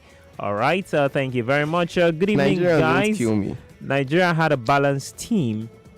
They don't do another one. They don't do another one. No. I would show you, but I'll show you when we're off air. All right. Good evening, sports gang. I hope you're safe. Certainly we are. Congratulations to the Super Eagles of Nigeria on their victory over the Pharaohs of Egypt. The score could have been more, but just enough for the victory. Uche from Agboju. Thank you, Uche. I'll take 3 more of your thoughts, and then we go to the phone lines. Good evening, gang. Taiwo Ajibola from Mushin City. Up Super Eagles. Best game so far in the tournament. Glory, Super Eagles. Now Moses move Kelechi score. Joshua Olawekbo from... Okay. All right, and I'm not sure I understand what you said. Top-notch performance from the Super Eagles. Good team and management. AFCON all the way. God's gift from Ikorodu.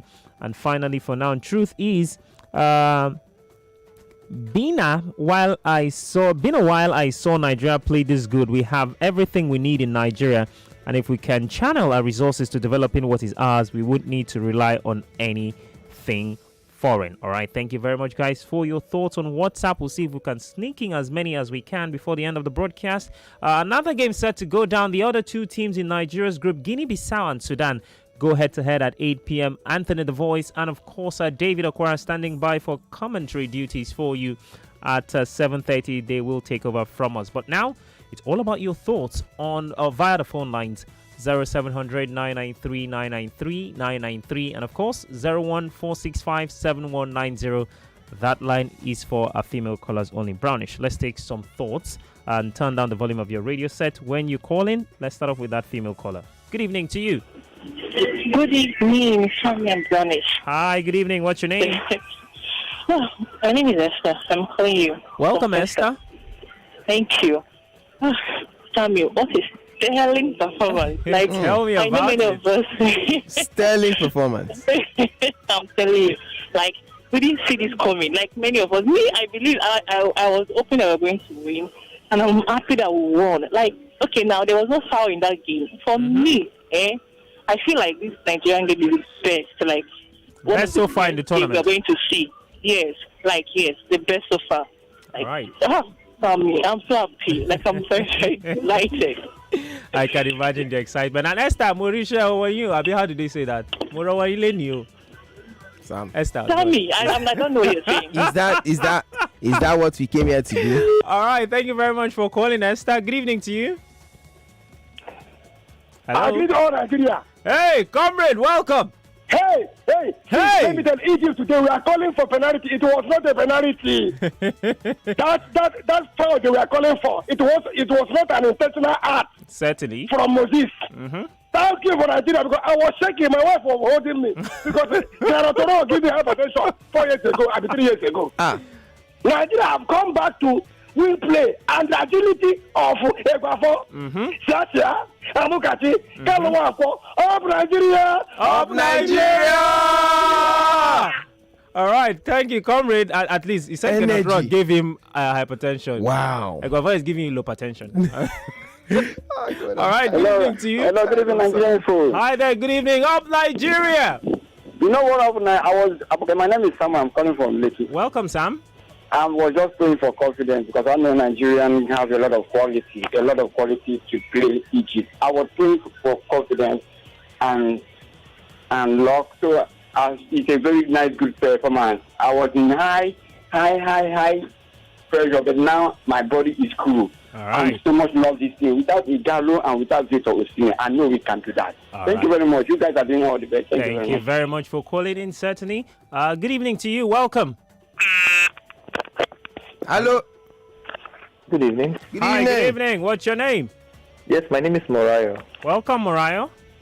Yeah, nice match. I give it to the Super Eagles. They actually tried. And let me say, I love the fact that they defended well. The defense was accurate. The midfield was also good. But I would like them to convert their chances if possible. Okay. So that it makes them stand out in the other matches. You get, because I saw that they had a lot of chances that they would have to converted. extend their lead. You get, if they could convert their chances, then they stand out better than any other thing. I love the fact that Salah was outrightly marked out. Yes, that's so fantastic. So I really wish them. I was actually shaking where I was, especially when it was a few minutes to the end of. We all were, believe me. Yeah, when the pressure was much on Nigeria, on Nigeria by by the champ. So I feel that their chances should be converted well. Okay. So that that will give them a booster, so that any other team will not outplay them. Okay, all right, then. Thank you very much. First First caller, time welcome. caller. Appreciate you. Thank you very much time for to be a joining first-time us. caller. Yeah, what a way to celebrate that. But thank you for calling. More of your thoughts. We'll take 2 more because we have to go. Good evening to you. Please turn down the volume of your radio set. Hello? Up Nigeria. Up Nigeria. Wow. Wow. What's your name? Well, my name is Omomi, calling from Ibejileki. Welcome, Omomi. Well, for this game, I didn't watch it, but I listened to your commentary, and it was fantastic. All right, thank you very much for listening. But I'm worried about one thing. What's that? Ability not to convert all our chances. Okay. As long as we convert our chances today, I believe we'll defeat Egypt like 4-0. Comprehensive victory. And that will give us leverage in our group.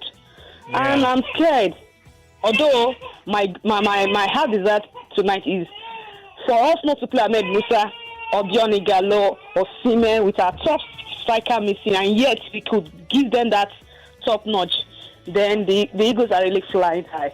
All right. Thank you very much for calling. One final call. Good evening to you. Hello. Hello, good evening. Hi. This Nigeria Info? Yes, this is Nigeria Info. What's your name? Okay, Kevin speaking from VI. Welcome. You're my final caller. Okay, just want to say congratulations to Super Eagles. Okay. I'm so excited. As I said, I'm so excited. Here I am. I'm so glad that we made it, and I just pray to God to lead us for the order of the match. Congrats to Super Eagles of Nigeria. All right, congratulations to the Super Eagles of Nigeria. Thank you very much for calling. One final message on WhatsApp. Coach Eguavon, the Super Eagles have made Nigeria and Nigerians proud. Fly on, Super Eagles. Mike from Coca. Thank you very much for being part of this particular broadcast, but the action doesn't stop. Up next is Anthony the Voice and, of course, David Okwara on the broadcast to give you the next game in Nigeria's Group D, between Guinea, Bissau, and of course Sudan. But Brownish has got messages on Facebook. Yeah, we've got a few messages on Facebook and YouTube, because we're streaming on both Facebook and YouTube. And on YouTube, this message says, I did watch from India. I happy like Kilo Day. Shala. That's what's up. Of course, MySpace Play says they should cancel the new coach contract. Interesting. That's some money, though. This message says, I really enjoyed every bit of the commentary. Big ups to the gang. Up Super Eagles. Thank you very much. And of course, this person says, I'm proud of the Super Eagles, the way they played from the opening whistle. Offensive football at its finest. On Facebook, we got a few messages. Laurie Alexander says, Nigeria made me happy today. Donchi Bike says, job well done to our Super Eagles. I'm watching live from New York City, the United States. All right, thank you very much, Brownish. We have to go. What a wonderful, wonderful broadcast. Yeah, absolutely fantastic. Remember, you should go follow us on social media at FATG Official. You know, if you're not already following us on social media and watching live on Nigeria Info 99.3, then you should. And of course, follow me personally at AM Brownish. That's AMBROWNISH. And I am Samuel Samwine on Instagram and social media. Do well to follow me as well. And of course, more of the action continues right here on 99.3 Nigeria Info. Guinea-Bissau against Sudan. Up next, Anthony the Voice standing by. Your matchday commentator alongside him will be David Okwara. Stick around. We are Nigeria's finest for news, talk, and sports. We are Femi and the gang. Are you a sales-minded person?